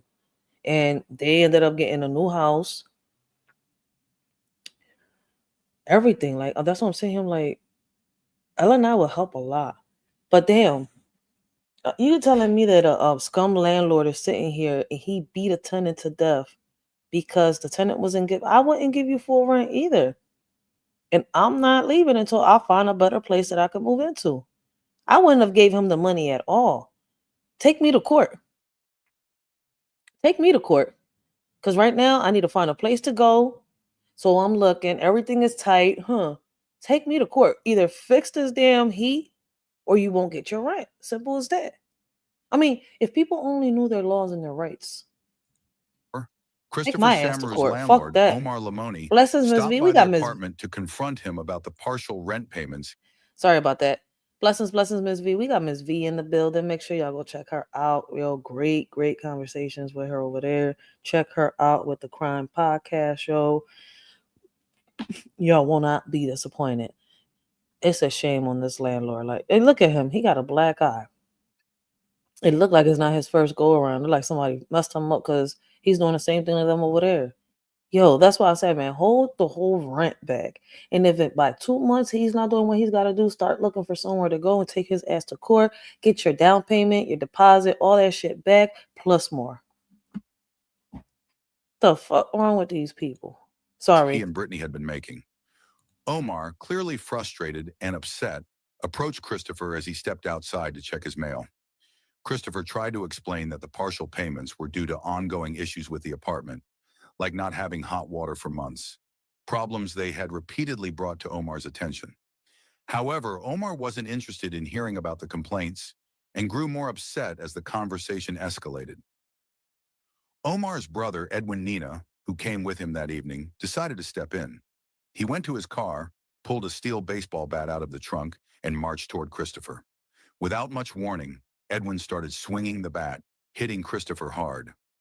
Christopher fought back as best as he could, but things got out of hand quickly. Omar also joined in, making the attack even worse as the argument turned into a violent and tragic fight. Brittany, who had been inside with their daughters, didn't hear the first exchange, but she quickly became aware that the situation had turned violent when she heard the commotion. She rushed outside to find Christopher, who had always been the calm and protective one, struggling to defend himself. Desperate, Brittany ran to Christopher's side, trying to intervene, but the situation escalated too fast. Christopher, bloodied and battered from the beating, managed to crawl back into their apartment. In a panic, Brittany immediately called 911. When police arrived at the scene shortly after 6 p.m., they found Christopher in critical condition, suffering from severe trauma. He was rushed to Jacoby Medical Center, but despite efforts to save him, he succumbed to his injuries just a few hours later. The loss devastated Brittany and left their 2 young daughters, Kalaya, 2, and Camilla, just 6 months old without a father. This man lost his life over a landlord that was being selfish. A landlord that didn't care about nobody else but collecting some money. That's it. Because it doesn't take that much for you to sit here, right? And out of all that money you collect to sit here and fix whatever's damaged or broken. They was asking him to get the hot water fixed so they, they could sit here and watch. They had newborns. Like, what was they going to sit here and wash their babies in cold water? They got to always keep boiling the water so that they could sit here and do what they got to do. Like, come on. The whole purpose of paying the rent, right, is because they got everything they need right there. So if there's something missing, I'm going to hold something or I'm going to hold it all until you fix what you got to fix and I'm comfortable in my apartment. If I'm not comfortable in my apartment, I'm not giving you no rent. And if I'm forced to move out after I've paid my rent, now you got to give me all this money back. And whose fault is it? Yours. That's what I'm saying. I wonder if some of these landlords know their laws and their rights too. I mean, I had started learning and reading it because I had a landlord that, didn't do what he had to. So, hey, it is what it is. A Bronx man is dead after police sources say he was beaten to death with a baseball bat. The victim's fiance spoke exclusively with News 12's Tim Harfman, who is in Throgs Neck, with the details. 2-year-old Kalia and 6-month-old Camila are now without their father. It was really senseless. My girls don't deserve not to have a father. Brittany Shears says her fiance, Christopher Sam. Hey, sorry for interrupting. Isn't that annoying? What if I told you there was a way to get rid of ads like this? Yes, it's annoying. So why would you do it, That sounds familiar asshole? to you. It's probably because you've seen their ads everywhere. Samaru got into a fight with their landlord's brother last night. Police sources say the 30-year-old was beaten with a baseball bat at his home on Throgs Neck Expressway near Layton Avenue. Police say he was taken to a local hospital where he was pronounced dead. He goes straight to the trunk of his car, grabs a steel bat, and runs up my steps to the front of my house and starts wailing on my husband. From there, my husband jumps on him. They fall down here onto the ground. She says the landlord then jumped in to attack Samaru. Brittany tells us the argument was about rent money. They keep saying that we're not paying rent at the moment, but that's further from the truth. He accepts partial payment for rent because they keep hot water. She claims the family hasn't had hot water in 3 months. The property had at least 67 complaints and 17 violations in the past 2 years, several related to hot water. So basically, the landlord said that he'll let them pay half until he's able to fix the whatever's broken. But after this, he's trying to say, "Oh no, they owe me rent." Even if they owed you rent, it's not professional to sit here and beat your tenant to a pulp. So either way, you're still one unprofessional landlord. Thug lord, he's a scum lord. Water, according to HPD. Brittany says the couple moved in 2022. Now she's a mother, raising 2 little girls on her own. That man was my soulmate, and we were supposed to get married. He's brought me out of depression. Police say at this time, no arrests have been made and the investigation is ongoing. In Throgs Neck, Tim Harfman, News 12 The Bronx. Their family had already faced so many struggles, financial issues, living without hot water, and trying to make ends meet. But no one could have prepared Brittany for the heartbreak of losing Christopher in such a senseless and violent way. As the investigation continued, Brittany was left to cope with the unbearable grief. She got a What lawsuit had on her started hands. as a dispute over unpaid rent and basic living conditions had ended in tragedy. Brittany, who had been planning her wedding to Christopher, was now left to raise their children on her own. The nightmare of that evening would haunt her and their daughters for the rest of their lives. Following the brutal attack, authorities swiftly took action. Both Omar Lamoni, the landlord, and his brother Edwin Nina were arrested in connection with the assault on Christopher Samaru. Omar was apprehended at the scene, while Edwin later turned himself in to the police. The 2 men were initially taken into custody. However, on Monday, the Bronx court made a controversial decision during their arraignment. Lamoni, the 43-year-old landlord, was released on his own recognizance with supervised release, despite the Bronx District Attorney's Office requesting that he be held on $100,000 cash bail or a $300,000 bond. Meanwhile, 39-year-old Nina, who is accused of wielding the steel baseball bat used in the fatal beating, was ordered held on $10,000 cash bail or a $20,000 bond. The decision sparked outrage among those who knew the victim, as well as members of the local community, who were left questioning why Lamoni, who was actively involved in the violent altercation, was allowed to walk free while the case proceeds. In a dispute over unpaid rent. Before I would say, the system ain't shit.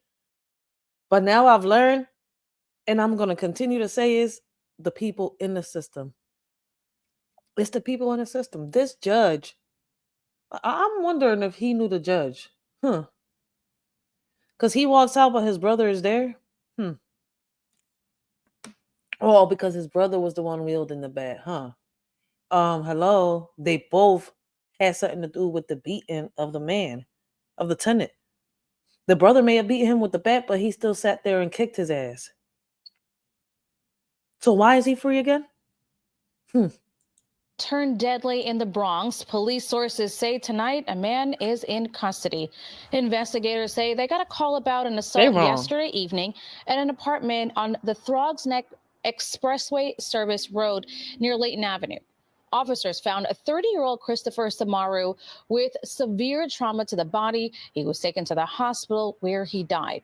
The person, we're told, is in custody and has not yet been charged. As the investigation unfolds, questions remain about the broader implications of the tragic incident, specifically the systemic issues surrounding tenant rights and landlord responsibilities. Christopher's family had filed multiple complaints about the apartment's poor living conditions, including the lack of hot water, which had gone unresolved for months. Despite paying partial rent, Christopher and Brittany were left to navigate an unfair situation that ultimately spiraled into violence. The death of Christopher Samaru serves as a stark reminder of the dangers that can arise when tenants are left powerless in the face of neglectful landlords. It underscores the importance of addressing housing violations and ensuring that tenants' rights are respected.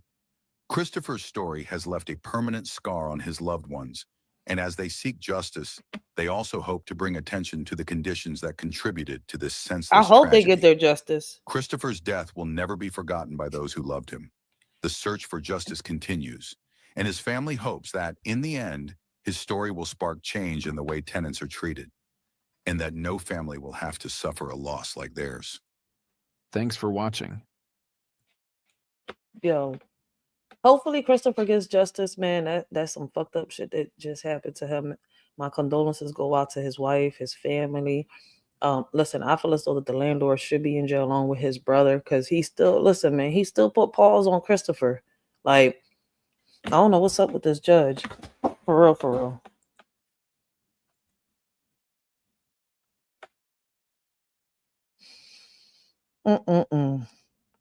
Hopefully something gets done, man. These landlords ain't shit, yo. But let's move on, right? We got YouTube's most hated. What could make somebody hate somebody on social media? We're in 2024. I would have thought that people like, the dumb shit people do. Shit, I hate it. But apparently in 2024, listen, people like when people come on here and act a fool, do beef and drama. I don't. I like looking for positivity. I like learning new things, laughing and stuff like that. Drama, beef, bullshit. I don't like it. And it's like sometimes when I see them challenges here on social media, I feel as though like they're not even worth it. What's the point? So let's find out today, right? Why does YouTube have the most hated videos of all time? I've made a severe and continuous lapse in my judgment, and I don't expect to be forgiven. I'm simply here to apologize. What you do? We got JoJo Siwa? Oh shit. Astonishing 3.1 million. What they do? What? Yeah. Wait a minute. JoJo Siwa made it for to have a most hated video of all time? Oh snap. I didn't even know that. It's rewind time. On YouTube, videos go viral when they have more views and more likes. But sometimes a video goes viral for a different reason: pure hatred. These are YouTube's most hated videos, ranked from the least to the most disliked. I'm Visual Venture, and I hope you guys have a wonderful day ahead. The React announcement. First up, we've got a video that was meant to be a quick announcement. However, people hated it so much that it caused a firestorm on YouTube. We are excited to announce React World, which is the first of its kind program that allows people and companies to license all our popular shows online so that anyone,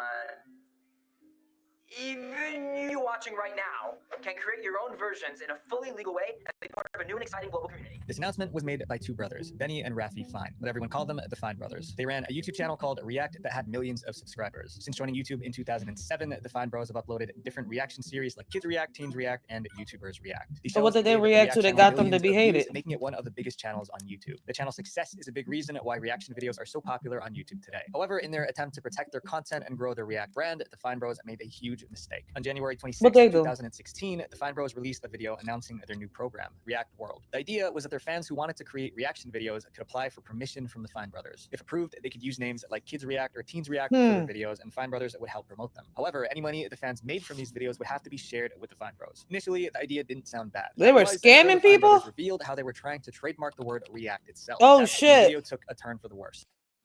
Town Hall 17 in Clash of Clans is now available on both mobile and PC. We're not doing that. No commercials today. 2016, the Fine Bros released a video announcing their new program, React World. The idea was that the Fine Bros. Initially, the idea didn't sound bad. That was until the Fine Brothers revealed how they were trying to trademark the word react itself. That's when the video took a turn for the worst. Trademarking the word react was a major issue. Reaction videos were very popular on YouTube, and many of them had the word react in their titles. If the Fine Brothers got the trademark, they would be able to control any video that used the word react. This meant that they could take down any YouTube video with that word in it or claim copyright to make money off of other creators. Shit, I be telling y'all, listen, when y'all come up with a word, right, and nobody's used it, y'all better trademark that, John, man. Trademark, copyright that, John, so nobody can steal it from y'all. And every time somebody use it, ka-ching, ka-ching for y'all. I mean, hey, I'm just telling y'all, hey, that's a way of investment.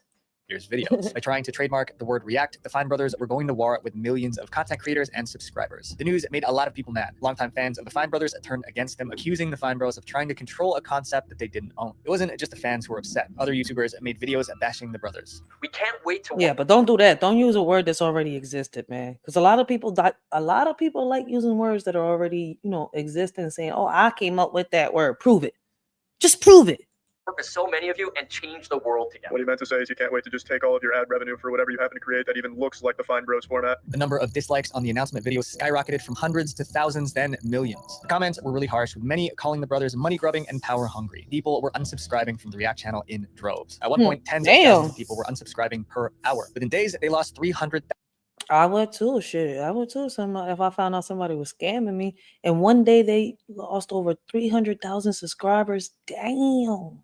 1,000 subscribers. Backlash was so intense that the Fine Brothers had no choice but to respond. A few days later, the Fine Brothers posted an apology video saying that their intentions were misunderstood. They claimed that they only wanted to protect their specific reaction series, not control all reaction videos on YouTube. We were never trying to say that every video where someone reacts to something else is something we would try to control. When we reference licensing the React format, we only meant our specific series, not the overall genre of reaction videos. We do not own the genre. However, just weeks after the announcement, smaller channels on Reddit started posting about how the Fine Brothers were copyright claiming their videos. The Fine Brothers eventually removed the React World announcement video and dropped the entire idea. By then, the damage had already been done. The React channel's reputation never fully recovered, and almost 10 years later, the React World announcement is still one of the most disliked videos in YouTube history. Logan Paul's apology. Logan Paul's apology video titled "So Sorry" is next on our list of. Damn. That goes out there for those that want to be scamming people. See, listen, man. It's not what you do, it's how you do it. And these people thought that they could sit here and play millions and millions of people. And people went out there and did their research. And boom. That's why I be telling y'all, be careful with your circle. Like, you got a lot of people out here that are just, trying to make it up there. For real, for real. They don't care who they take with them, for real, or how much damage they just for some clicks and views, just for some fame. Listen, that shit backfires. I keep telling people, listen, trying to be famous is gonna end up backfiring, because to get famous, a lot of people, will sit here and do the most outlandish things. I am not selling my soul to be famous. I'm good, because then people want to keep expecting the dumb shit from you. Logan Paul's apology. Logan Paul's apology video titled "So Sorry" Look at is Logan next on our Paul. list of most hated YouTube videos. The controversy began when Logan Paul uploaded a vlog where he and his friends explored the Aokigahara forest in Japan. The forest was infamous for being a place where many people go to end their lives. Although Logan knew this, he decided to explore the forest with his camera rolling. While there, he and his friends came across the body of someone who had recently passed. Instead of treating the situation with seriousness and respect, Logan made jokes and continued to record. Oh, wow. There's no going back. I've seen things I can't unsee. We found a dead body.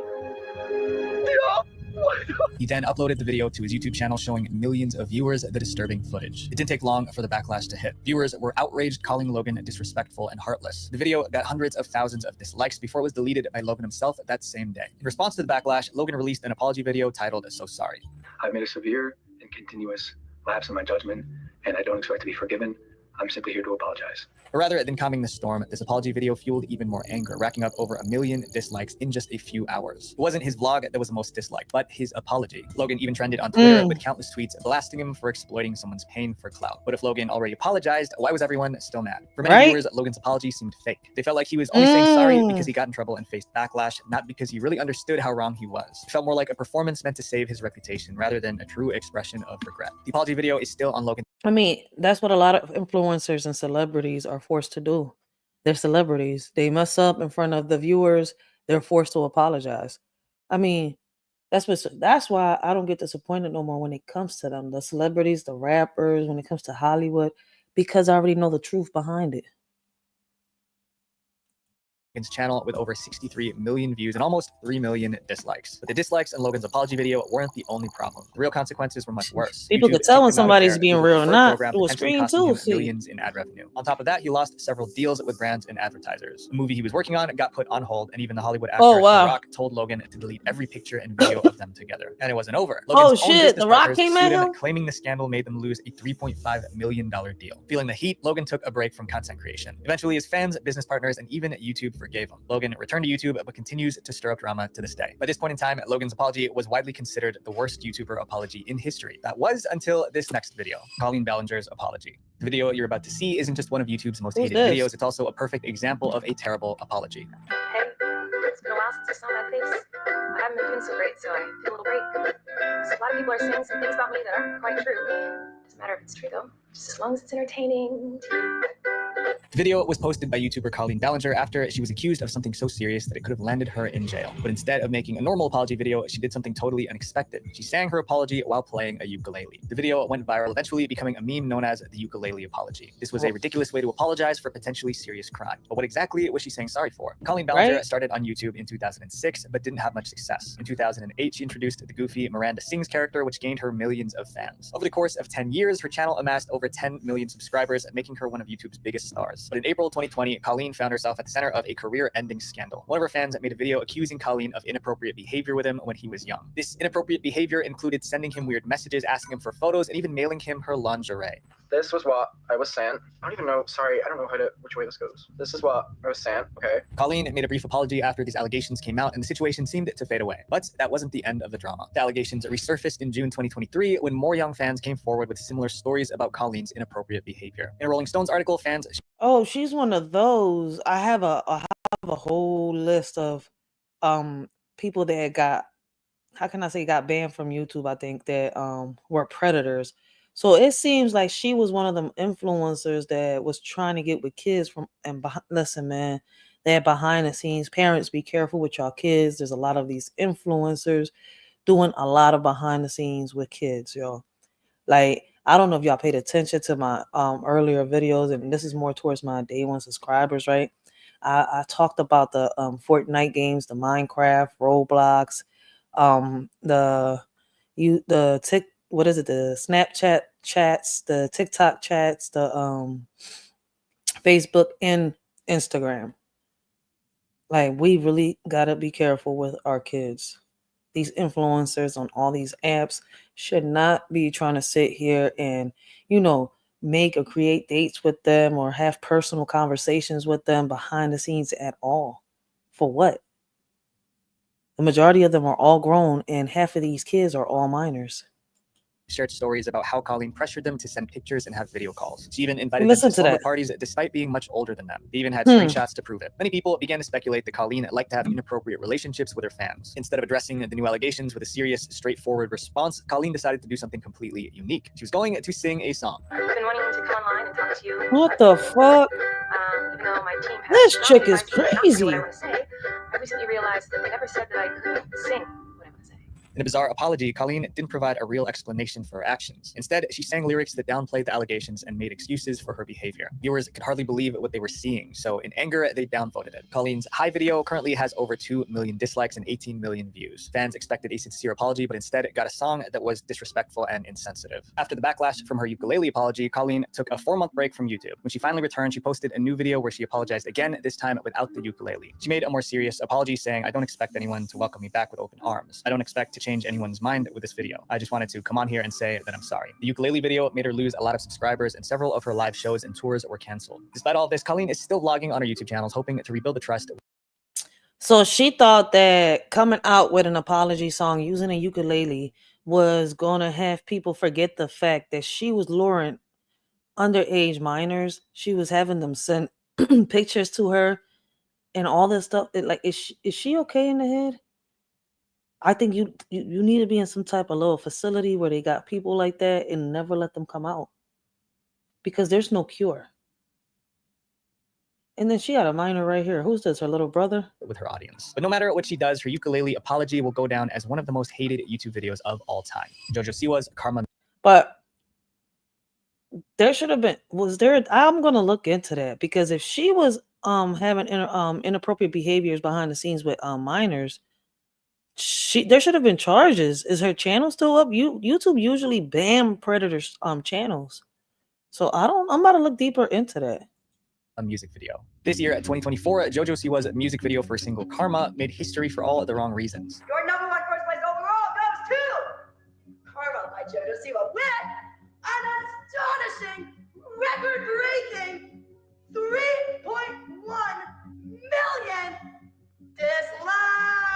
JoJo Siwa started her career as a child star on a show called Dance Moms and became a teen pop artist. In her early career, she was famous for her colorful style and upbeat songs aimed at young girls. But with the release of Karma, everything changed, just not in the way she'd hoped. JoJo wanted to reinvent herself. She spent years wearing sparkly outfits and big hair bows. But now that she was older, she wanted to switch to a more mature, provocative image. The release of the Karma music video in April 2024 was supposed to be a bold statement of her new look and sound. However, it didn't go as planned. JoJo Siwa went from looking like this to looking like this. But instead of fans embracing her rebrand, JoJo's new look became an internet meme. Her music video was also described as cheesy and hilarious. She looked very gothic on that video. I haven't seen the video yet. I've heard the bits and parts of the song, but I know that I haven't let my daughter, when she put it on, I haven't let her play it. Cause she, I heard her say the word "be" in there, and my daughter was like, "Is it okay for me to say it?" I was like, "Nope." But JoJo C was grown up now. She's not a little girl no more. I cannot tell JoJo Siwa how to sing or how to talk. But you're a minor, you're my daughter, you're my baby, and I don't need you cussing. So I had to break it down to her, yo, for real. And then after that, no more JoJo Siwa. She could listen to all the old songs, but no, we good with the new songs. I wasn't expecting JoJo Siwa to follow into, Britney Spears. Well, not Britney Spears. Who is it? I guess a lot of the young female artists that, were into music like that, and then they grew up, and yeah, I think it is Britney Spears, Hannah Montana, which is Miley Cyrus. Who else? It's a couple other females, man. But let's continue, man. Sorry for the random thoughts. Goofy. One reviewer called it the worst music I've ever listened to. One big reason for the backlash was the video's content. The music video showed JoJo wearing suggestive outfits and making inappropriate gestures. That was completely out of line, especially since most of her fans were kids. Parents were upset because they felt the video was too graphic for her young audience. But things got worse after JoJo's performance at the LA Pride event in June 2024. During the performance, she danced provocatively with her background dancers, drank from a bottle of vodka on stage, and swore loudly into the mic multiple times. This behavior didn't sit well with fans, especially since many of her younger audience members were in the crowd. As news of JoJo's behavior spread, the dislikes on her Karma video skyrocketed until it hit 3.1 million dislikes, becoming one of the most disliked videos on the platform. T-Series. In 2018 and 2019, YouTube was buzzing about one thing: PewDiePie versus T-Series. What started as a playful competition spiraled into something much bigger. I heard about PewDiePie. This epic battle between two massive channels led to some of the most hated videos on YouTube. The reason T-Series videos got so many dislikes was not because of the content itself, but because of the rivalry between I've never seen them though. PewDiePie and T-Series. For many years, PewDiePie held the title of the most subscribed channel on YouTube. He didn't just have the most subscribers; he also. When I heard about PewDiePie, my bad. When I heard about them, all I heard was bad stuff. So I didn't even know that at one point they was that's crazy. Had the most views on his videos. PewDiePie was even predicted to be the first creator to ever hit 100 million subscribers. Damn. But that prediction didn't last. In late 2018, a new channel started taking over, T-Series, which was an Indian company that produced music and films. Their videos were so popular that in January 2017, they overtook PewDiePie and became the most viewed channel on YouTube. But PewDiePie still had the most subscribers. Before long, T-Series began closing in on PewDiePie's subscriber count, and it seemed like they might take his competition. The report even predicted that T-Series would be the first YouTube channel to reach 100 million subscribers. But PewDiePie wasn't going to let that happen without a fight. In August 2018, he posted a video titled "This Channel Will Overtake PewDiePie," where he playfully asked his fans to help him stay number one. Who is this T-Series channel? This channel will pass PewDiePie. I'm number one! I'm number one! PewDiePie didn't know it yet, but with that request, he had just triggered a full-blown fan war between his supporters and T-Series fans. PewDiePie's fans were determined to keep him at the top, so they started disliking T-Series videos as a way to fight back. Millions of fans joined the effort. They organized campaigns to dislike every video uploaded. See, things like this backfire on a lot of content creators. I don't know why they do it, but this backfires. This is why I don't like doing stuff like this on here. When I come on here, man, I just want to learn. I'm either going to bring awareness like I'm doing right now, or I'm just going to log the fuck off. If I'm not sitting here watching something that's funny, I'm logging off. Because this shit right here, stuff like this just backfires. You can't make money in the middle of war. by T-Series. This wasn't just about keeping PewDiePie on the top anymore. They wanted to bring down the T-Series channel altogether. PewDiePie added more fuel to the fire when he released a diss track called Be Lasagna, which was a direct attack on T-Series. And it got PewDiePie's fans even more fired up. They started disliking T-Series videos in massive numbers. Big YouTubers like Jacksepticeye and Markiplier joined in, asking their own fans to support PewDiePie by subscribing I remember to his channel hearing about and disliking Markiplier. T-Series videos. Mr. Beast even bought every billboard in a city telling people to unsubscribe from T-Series and subscribe to PewDiePie. Hey, calling all bros, you can save YouTube. Subscribe to PewDiePie, unsubscribe from T-Series. Truer words have never been spoken. There's a march in Pakistan where protesters held signs reading unsubscribe T-Series and expressed their support for PewDiePie. Hackers around the world hijacked printers, making them print over Damn, what is it that some content creators got some type of, I don't know, like some type of, you know how they say that through music, through beats, you can sit here and, you know, the vibrations control people. Like, is that what they doing or something through their shows? Like, how is it that they're manipulating these people to do these things? Because ain't nobody going to sit here just because I like them as a content creator is going to tell me, go dislike this other content creator. I'm like, no, like, you're not controlling me. I go watch who I want and who I like. What the yo, I see this a lot. But I wish content creators learn and notice that this backfires. I ain't gonna be in competition with no other content creator. You got me up, like for real. And I've noticed that this is a little trend lately. But man, that's some kid shit. At a point in time, we gotta grow up, man. Like if you're an adult doing this shit, listen, I don't even want to watch you as a content creator. Because listen, I've noticed that. That's why I don't watch a lot of people. I start watching them. Stuff seems to be good, but then I log off. Like, listen, not everybody's cup of tea, right? And I don't watch something that I'm not into or I don't like. But what I don't like is the catfish. And what I mean by the catfish, right, is that people will sit here and portray something, and it's not like that clickbait shit. Like, oh, we're gonna talk about this, but then it ends up to being something else. Like, once I notice channels like that, man, I just keep it pushing. Fuck it. I don't need a dislike, or, you know, none of that. Like, they just scamming, point blank. Leave them where they at. If people don't notice what's being done, hey, that's on them. Because I see people bring awareness to certain things and people just don't care. For real. So it's like, damn if you do, and damn if you don't. 100,000 flyers supporting PewDiePie. Needless to say, this rivalry got out of hand. But despite the millions of dislikes on their videos, T-Series won the battle. It all came to an end on May 29th, 2019, when T-Series officially passed PewDiePie and became the first channel to hit 100 million subscribers. The PewDiePie versus T-Series rivalry led to some of the most disliked videos on the platform. This next video on our list is much more serious than this competition. It involves compromising kids for money. The Cocomelon Bath Song. The Cocomelon Bath Song is one of the most hated videos on YouTube, and its high number of dislikes reveal just how much controversy surrounds it. This video, created by the popular children's channel Cocomelon, has racked up over 6 billion views and 16 million likes. However, the number that stands out the most is its 12 million dislikes. That's a 42% dislike to like ratio. When parents were asked why they disliked Cocomelon, most of them had the same answer: addiction. Parents can't stand the Bath Song and other Cocomelon videos because they're too addictive for toddlers. At such a young age, the content should be safe for their growing minds, but Cocomelon is far from that. It's like poison for their brains. Cocomelon is designed to keep kids hooked to their screens. It uses bright colors and flashy effects to grab their attention, and the scenes change every few seconds to keep things exciting. These tactics make it hard for kids to stop watching. For example, in the Bath Song, the scene often changes every 1 to 2 seconds. Let's see how many seconds it takes for each one of these scenes to change.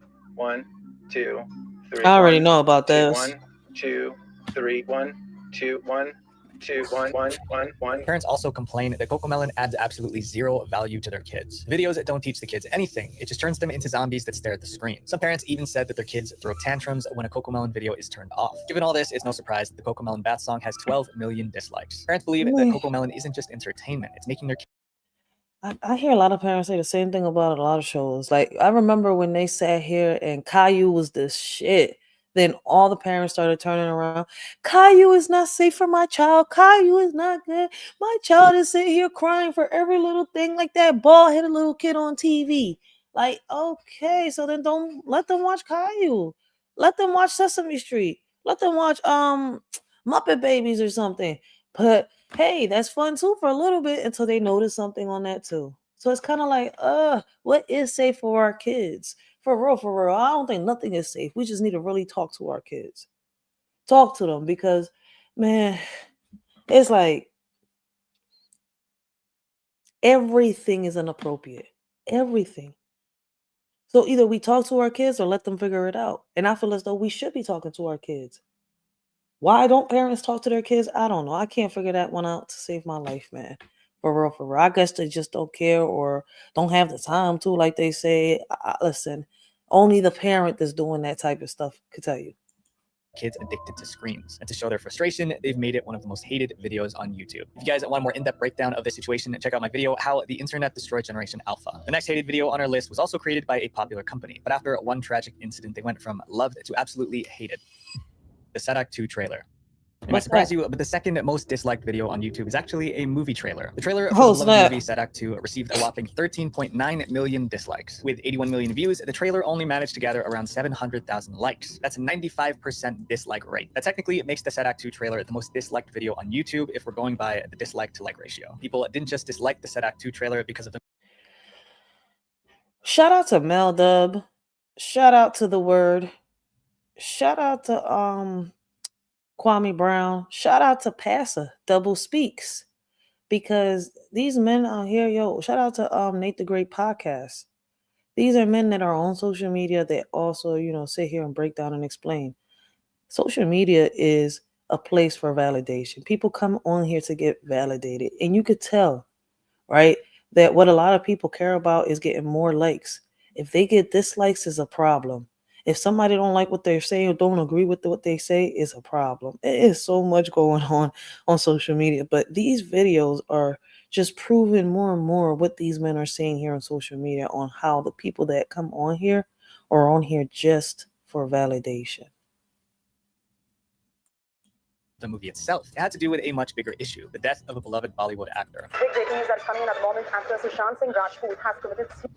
On June 14th, 2020, all of India was heartbroken after hearing about the passing of actor Sushant Singh Rajput. The 34-year-old was a rising movie star in India. Police reported that he took his own life. However, investigations began to reveal a darker story, one that would lead everyone to hating the Sadak 2 movie. It turns out, before his demise, Sushant was almost given the lead role in the Sadak 2 film, but at the last minute, he was kicked out of the project and replaced. Why? Alia Bhatt, the film's lead actress, didn't want to work with him. Alia wasn't just an actress, but also the daughter of the director of the movie. This made people believe that Alia might have influenced her father to replace Sushant with another actor. Old clips of Alia mocking Sushant surfaced, which fueled the public's anger. On a talk show, Alia talked down on Sushant's achievements. Sushant's fans felt like he was treated unfairly by powerful people in Bollywood, including the Bhatt family. They believed... It is crazy.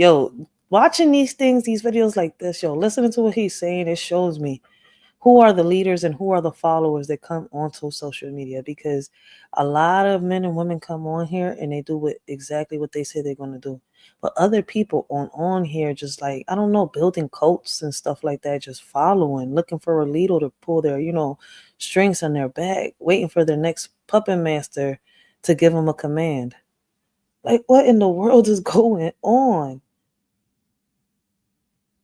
Damn, I see why, I see it. Social media is going to be the death of many, Getting kicked out of the Sadak 2 movie because of nepotism drove Sushant to do what he did. So when the Sadak 2 trailer was released just 2 months after Sushant's passing, it became a target for angry fans who were still mourning him. They flooded the video with dislikes as a way to protest nepotism in Bollywood. The hate continued until it hit 13.6 million dislikes, setting a new YouTube record. The next video on our list probably took millions of dollars to create, only to take the crown as the most hated video in YouTube history. That's a loss of money. Rewind 2018.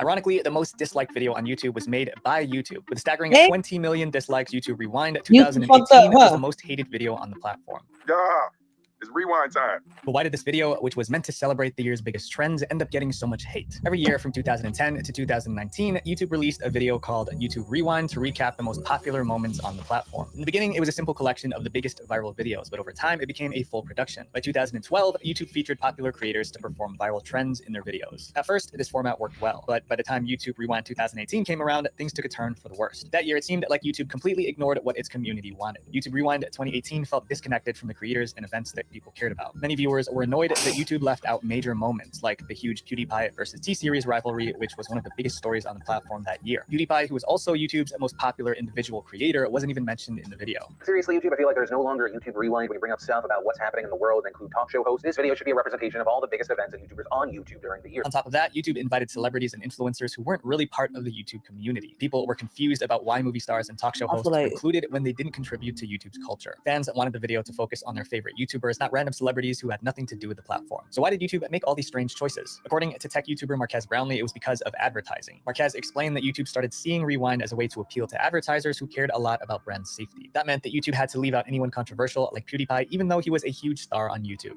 They obviously are a company that has to make money, and the way they do that is by pairing advertisers to content. So they started seeing YouTube Rewind as a place to showcase all the best stuff that happens on YouTube for advertisers. This focus on keeping advertisers happy, it made the video feel less authentic. Instead of celebrating the real YouTube community, it felt like YouTube was just trying to put together a polished, advertiser-friendly product. In response to all the hate, PewDiePie decided to create his own version of YouTube Rewind. I mean, if you really look at it, when YouTube emails you and stuff, they want you to keep it positive, but people keep bringing the negative and the toxicity out. Like, I swear to God, listen, I don't know if y'all pay attention to them emails and all that stuff that YouTube be sending, but you could see they tell you that we want you to keep it positive.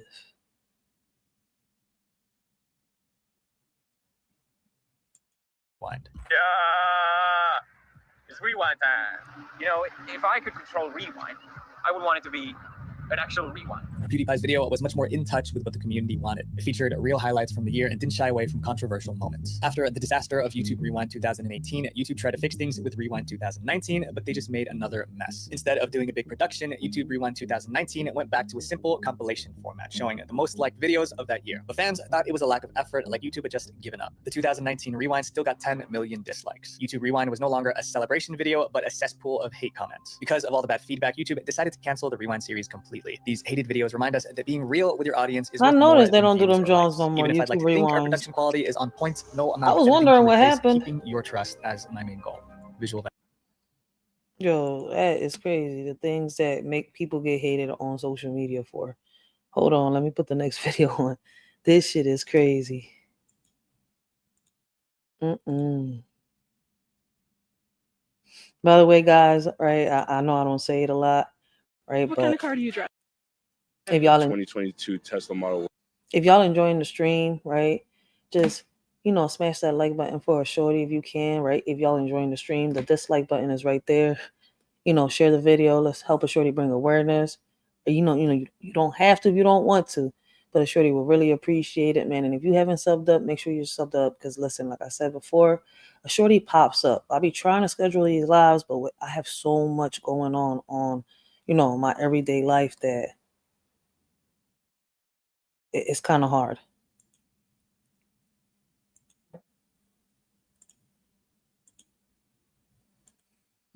All right, so we're going to react to the next video, right? And this one's called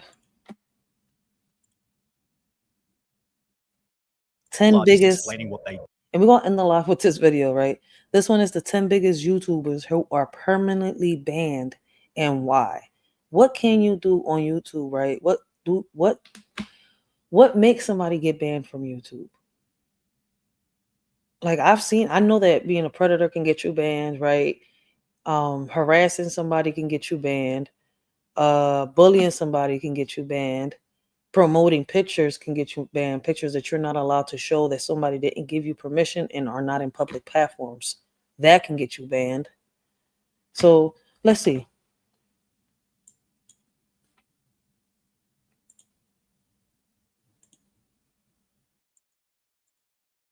Beginning with the most unlikable. We're going to list these 10 permanently banned channels from smallest to largest, explaining what they did, beginning with the most unlikable channel in YouTube history called It's Owen. You might recognize the channel from his notoriously terrible my first time hearing of him. Subscribe right now, or this spider will on your ear whilst you're asleep tonight. Always placed after shameless clickbait like Charlie D'Amelio is dying today. On top of this, Owen relentlessly clickbait. Why is it going so fast? Hold on. What is my playback on?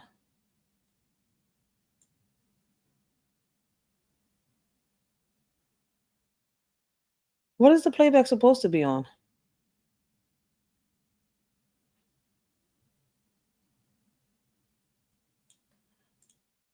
Let me see. Fake Mr. Beast scenarios. However, after Technoblade's passing on the 30th of June 2022, It's Owen took his scumbaggery to a point of no return. He'd upload a video titled Mr. Beast Final Goodbye to Technoblade, with the introduction stating this. This is Mr. Beast's final goodbye to the Technoblade and their last time playing Minecraft together. Although the video showed nothing more than Technoblade playing Minecraft and a completely fabricated Mr. Beast tweet. The video received over 800,000 views in under 24 hours, yet with a top comment reading, the amount of disrespect this guy has is unlike anything I've ever seen before. Complete and utter shame, he was about to face some serious backlash. Just awful garbage. I have more respect for shit stains in a gas station That's urinal than I do fucking for penguin. YouTubers clickbaiting Technoblade's death for views has made me lose all faith in humanity. It's just so messed up, which is followed by another tweet from Owen himself. At Team YouTube, my YouTube channel with 3.5 million subs just got terminated. Please help me get it back. I'm so depressed right now, I don't know what to do. After YouTube then responded, Owen doubled down by stating, I never received any community guideline strikes, so I didn't know what I was doing was violating the guidelines. If I received just one strike, that would have been enough for me to realize what I did was wrong. Please give me another chance. I'm so depressed right now, it's my only income. Owen then made another 2 tweets displaying how desperately he wanted his account back, although Team YouTube concluded their thread by stating, update, we've reviewed your account and confirmed that your channel was correctly suspended due to explicit content. Note that you will not be able to access or create any other YouTube accounts, although while everybody was happy to witness Owen's ban, Steve will do its termination was a bit more explicit content. You gotta be careful with what you upload on here. Listen, I don't care if you consider it soft porn. YouTube don't play around with that. Like I keep telling people, watch what you do on this. And that's why I be so cautious. Like people say they don't get emails and stuff like that. Listen, I get a lot of emails off of YouTube, and they let me know. Look, listen, we're gonna let this slide, but please, the second time, like yo, they send me emails. That's why I watch what I say. You know, when people hear me, so I'm like, look, listen, I know y'all hear me stutter. It's just I gotta look and find words right now, right? So that YouTube don't strike me. I don't like being censored. I like being raw and uncut with everything. But when they force you, it's curtains. It's like, damn, how do I say this now? more controversial. Steve had always been on YouTube's radar for his unconventional style of content, eating challenges, prank videos, and beginning in 2021, sponsored gambling uploads, for which he was being paid more than $1 million a month. It's therefore no surprise that Steve lent into this type of content, even picking up a sponsorship from Stake, until he made one simple error, undoing everything that he'd worked for. YouTube has an extremely strange rule where you're allowed to say the name of any gambling website, but you can't show the URL of the website with the .com included. Well, in June 2022, Steve uploaded a gambling video like any other, although the URL had been left in as his editor forgot to blur it. Despite Steve having no strikes on any of his channels, YouTube made the choice to permanently delete all of them. I'm allowed to say I'm playing the website, but they would go to deleting my entire main channel because on my second channel, it wasn't fully blurred. After which Steve said this. They called me the day of deletion, and it was a girl. She seemed pretty stoked I was getting deleted. And I was like, she seemed happy. And I was with me and my editor. And he said, I'm going to Rumble after this. As a result, the Nelk boys were warned about filming with him. Rumble, they basically said, like, your channel's going to be deleted if Steve's in your videos. Which might be harsher treatment than that given to Leafy. Between 2013 and 2016, Leafy built a reputation for uploading edgy content, which flowed well with YouTube's zeitgeist at the time. However, between 2017 and 2020, Leafy went on hiatus before returning with a pretty controversial approach. He'd upload a video titled Content Mute Pokimane, in which he'd offer pretty reasonable criticism. 80% of Pokimane streams is just her watching videos, adding actually nothing to what she's watching whatsoever. However, he'd then go on to upload 12 different videos, clickbaiting Pokimane in the title and thumbnail, while talking about unrelated topics in the video itself, such as finance and investing. Of his last 15 videos, 12 of them were on Pokimane, having 12 videos all in I gotta give it to him. He was at war with S Sniper, yo. I swear to God, he was really at war with her, yo. Like, I can't believe S Sniper did what she did. I can't believe she was doing her man dirty either. But hey, look, listen, man, things happen. It is what it is. It was just like, damn, man. I was starting to like S Sniper for a minute.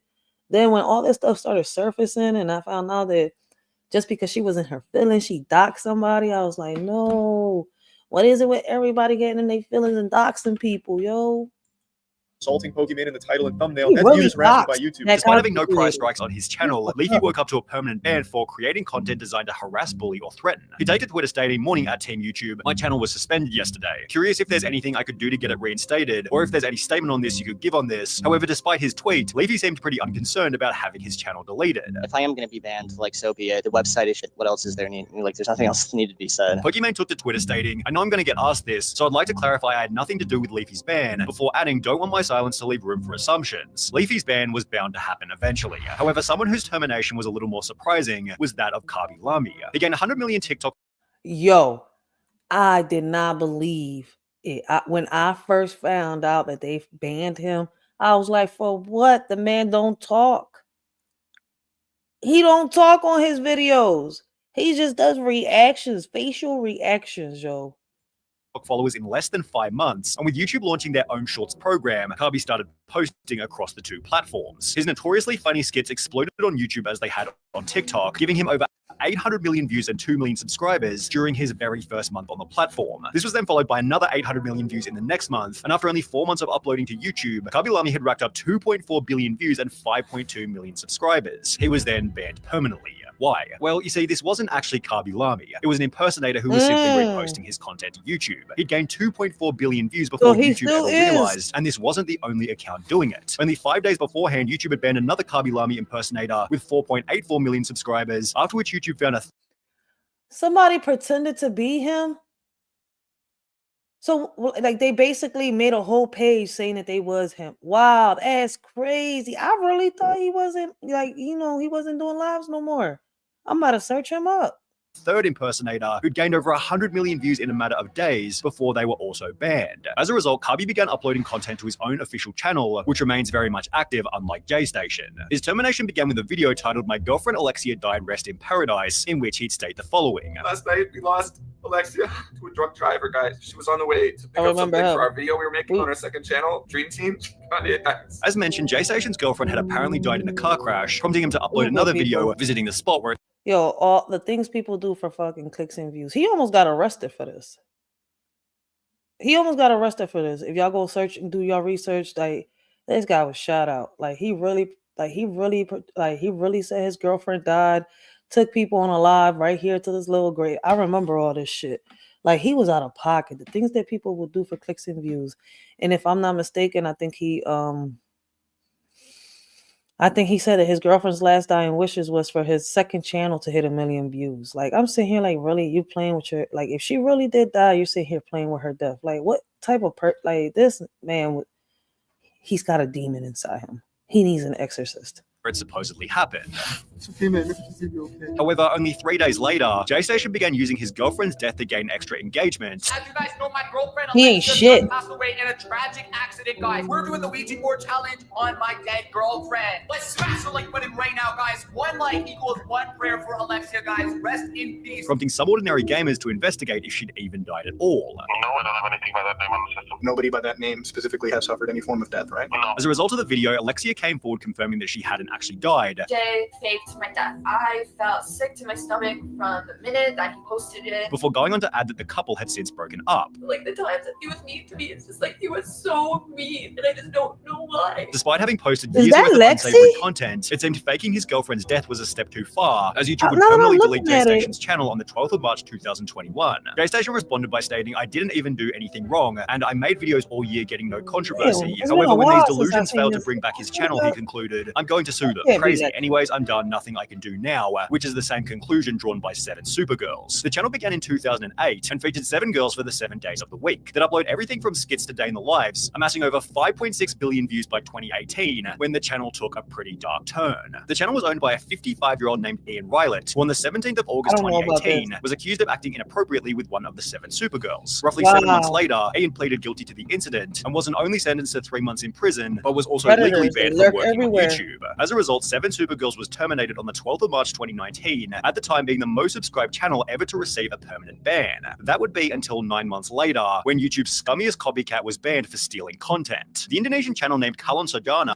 I be seeing a lot of people do that, stealing that content, yo. Like, if you're not going to do a commentary or reaction to it, it's considered stealing content. So y'all gotta be careful.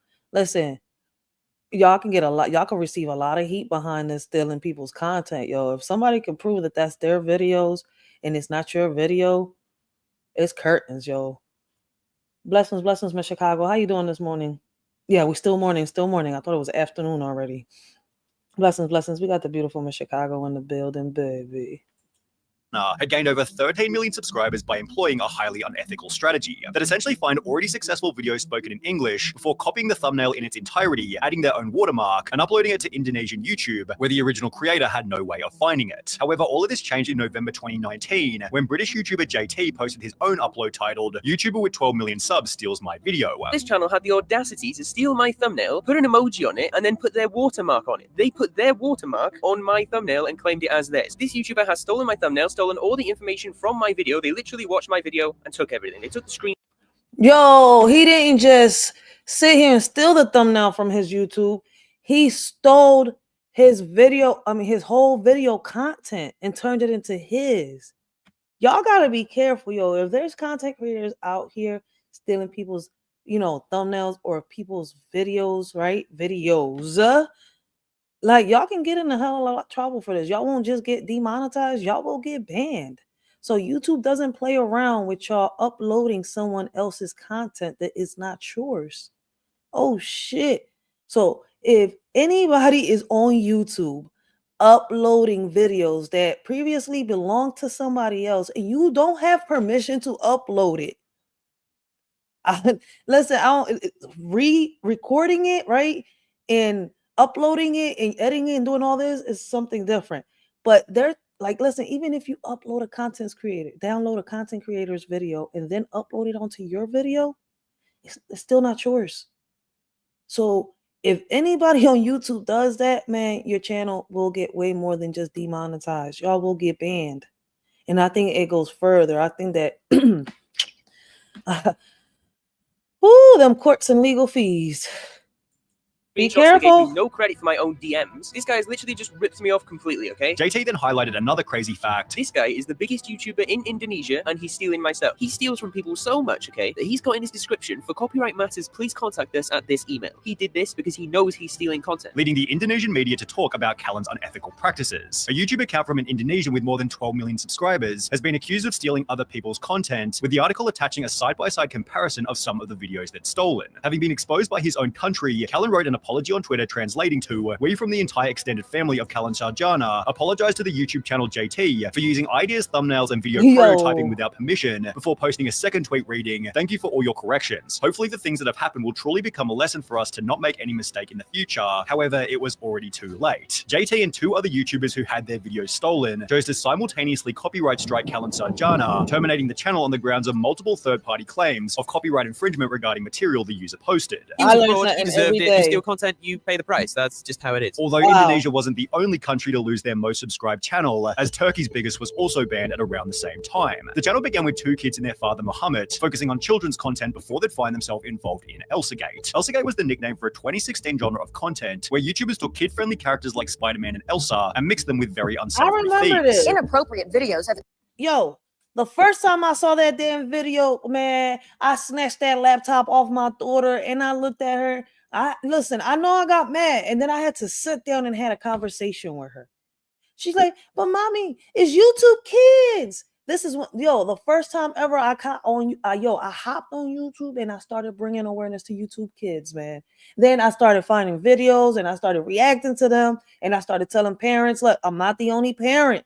Let's do this. Something's wrong with YouTube Kids. There's no reason why these type of adult videos should be in YouTube Kids." Yo, I was heated, man. Fuck. Screw all that, yo.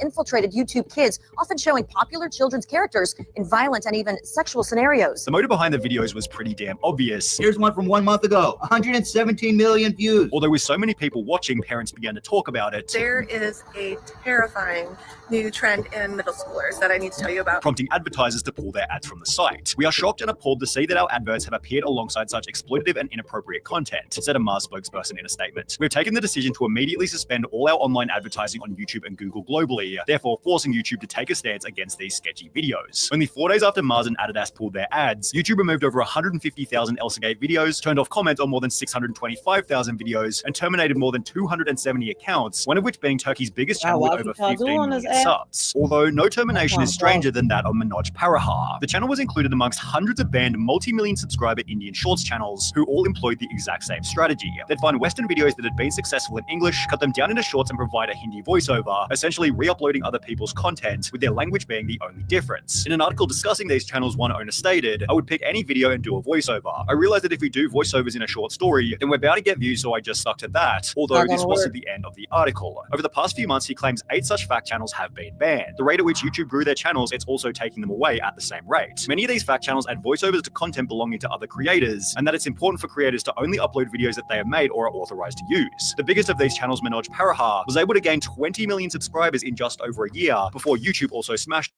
That's why y'all notice, right, when I reviewing and reacting to a certain video, Once YouTube tells me that I don't listen, I delete that shit. All right, I'll find another video that I can review and react to, and we could talk about. Like, I don't play around with that. Like, if a content creator doesn't want somebody else to use their video, hey, that's their choice. They, I guess they don't want the promotion. Because in reality, when I speak on a video, it's like, hey, listen, no matter what content creator, right, reviews and reacts to somebody else's video, they're kind of promoting your channel in your video and also helping bring awareness. So it's kind of like, I appreciate those that let us listen. Papa Duck lets everybody review and react to his videos, share them and everything. He don't strike them. He don't give them a copyright or nothing. So it's kind of like, it's up to the content creator. So some is like, if you're not paying me, you're not reacting to it. So you just got to be careful. You can't do nothing. It's their video. If you want to bring awareness to something that they're talking about and you can't use their video, man, look for something else. There's always something out there or someone that's willing to let you, use their video to bring awareness to something. Or, when it comes to like the thumbnails and stuff like that, there's people out there that will, make them for you or help you or teach you how to make them and stuff like that. Like Miss Thumbnail Lady, shout out to Miss Thumbnail Lady, yo. She makes thumbnails and she showed people, numerous of times how to make thumbnails and how to, research and do what you got to do when it comes to that. So I mean, there's different ways of doing things. You don't got to steal people's ideas or creations, and make it your own. For real. Like, I mean, it is what it is, I guess.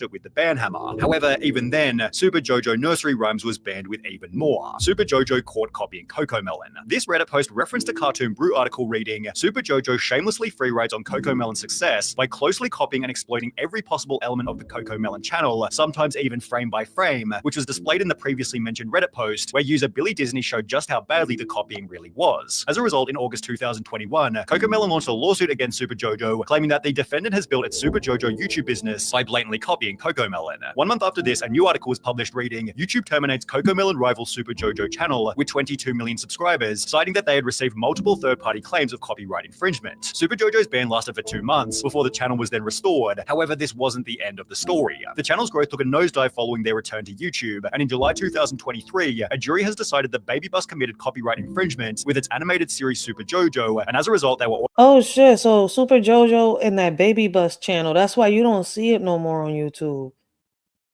They banned them because, oh wow.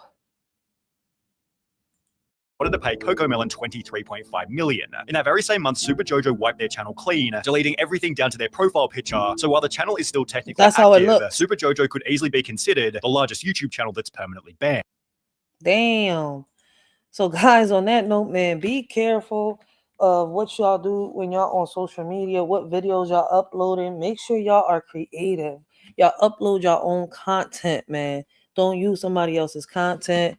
Like, a lot of people on here are creative. There's no need to steal somebody else's content. Like, man, it's crazy out here. So tomorrow we're gonna do a part 3. We got some more videos of YouTube's most hated content creators, most hated videos, banned videos, and banned YouTubers, because people have actually gotten banned from YouTube for whatever the reason is.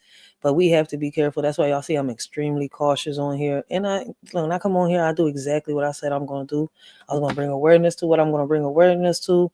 Watch people, learn, right? Have some fun, laugh a little bit. Shit, I'm out here all day putting some footwork in, being serious all day. You see where I'm coming from? Like, sometimes I just want to fall back. Like, I come on here, I watch a lot of content creators, I laugh. Like, their funnies are funny. What the hell was I about to say? If their jokes are funny, shit, I'm there. Like, man, if the panel is respectful, the chat is respectful, I'm there. Like, it is what it is. Like, I'm not here for drama, I'm not here for bullshit. So, but on that note, like I said, the panel was open for those that wanted to speak on parenting and kids, but nobody came up. So tomorrow we're going to do the part 3 of, like I said, the most hated in social media and banned social media videos and YouTubers. So we're going to finish that tomorrow. I appreciate everybody that showed up, right? And on that note, a shorty out. Just let a shorty know what y'all think and how y'all feel about these videos, man. And This shit is crazy, man. Can we make a change? Can we make a difference? I don't know. It depends on us. But let me get off this drone, man, so that I can finish doing what I'm the video didn't upload. Oh, it is up here. It's up here. It's up here. So I can finish doing what I'm doing. It's 11:25 here in North Philadelphia, 37 degrees. It's gonna be cold as hell outside. Go outside, do something productive. I know it's cold, but snap, man. We'll figure this out. Till next time, this is y'all Shorty Rachel. I hope all of y'all have a blessed and humble day. Continue to have a blessed and humble morning. And I'll see y'all tomorrow. If I knew then what I know now, sometimes I wonder, would I be the same or would I be different? A shorty still believes in fairy tales and imagination that lasts forever. Sometimes I wonder if I turn back the hands of times, fix my mistakes, will things change? Oh Lord, guide me through this journey of life, help me see the light through all the pain and strife. I wake up in the morning feeling lost and alone, wondering if life's worth living or if I should grab the throne. The weight of the world on my shoulders is hard to bear. I see no change, it's like nobody cares. I look in the mirror, see a stranger staring back, lost in the world and spinning off track. I ask myself, is this all there is, or should I give up and let the darkness win? I see no change, just the same old game. Wake up in the morning, I ask myself, is life worth living, or should I blast myself? I see no change, just the same old pain, but I know deep down, I gotta break these chains. Sometimes I wonder if I turn back the hands of time, fix my mistakes, will things change? Oh Lord, guide me through this journey of life, help me see the light through all the pain and strife. If I can go back in time, tell my younger self it's gonna be fine. Embrace the challenges, let your light shine. You'll grow and learn, just give it time. Hey young me, listen up, don't be afraid. Life's a journey, mistakes will be made. Chase your dreams, don't let them fade. Believe in yourself, you'll make the grade. Don't stress about what others say. Stay true to yourself every day. Love deeply, laugh often. Don't delay, cause in the end, it's how you play. Be kind to others along the way. Spread love and positivity each day. Don't worry about what they may say, cause your uniqueness is here to stay.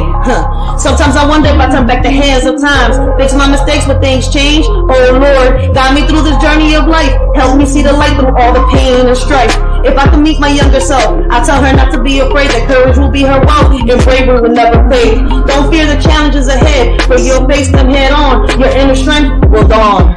You'll grow up to be a warrior, standing tall, unafraid and strong. A parent, a role model, and inspired, fighting for what's right all along. Sometimes I wonder if I turn back the hands of time, fix my mistakes, but things change. Oh Lord, guide me through this journey of life, help me see the light through all the pain and strife. Looking back on all the roads I've traveled, regrets and lessons learned along the way, but still holding on to hope and faith that with God's grace, a brighter day will come our way. I see no change at all. I'm stuck in this cycle, feeling so small. I ask myself, is this all there is, or should I just end it all with a final kiss? I try to stay strong, but it's getting harder each day. The pain and the struggle won't seem to go away. I'm tired of the lies, tired of the deceit. I see no change, just defeat after defeat. I wake up in the morning feeling lost and alone, wondering if life's worth living or if I should grab the throne. The weight of the world on my shoulders is hard to bear. I see no change, it's like nobody cares. Deep down I know I must fight, I won't let the darkness consume me. I'll shine my light, I'll rise above the pain, I'll break free from these chains. I'll find my purpose and I'll make a change. Sometimes I wonder if I turn back the hands of times, fix my mistakes, but things change. Oh Lord, guide me through this journey of life, help me see the light through all the pain and strife. Sometimes in life we make so many mistakes, and we think that when we fall we're not able to get up. We listen to those that, talk in our ear, tell us that they, are there for us. And at the end of the day, what's crazy? A friend ain't nothing but $1 in your pocket. Family is what you make of it. Family is not who you're born into. Alright? So we need to pick ourselves up and do what we gotta do.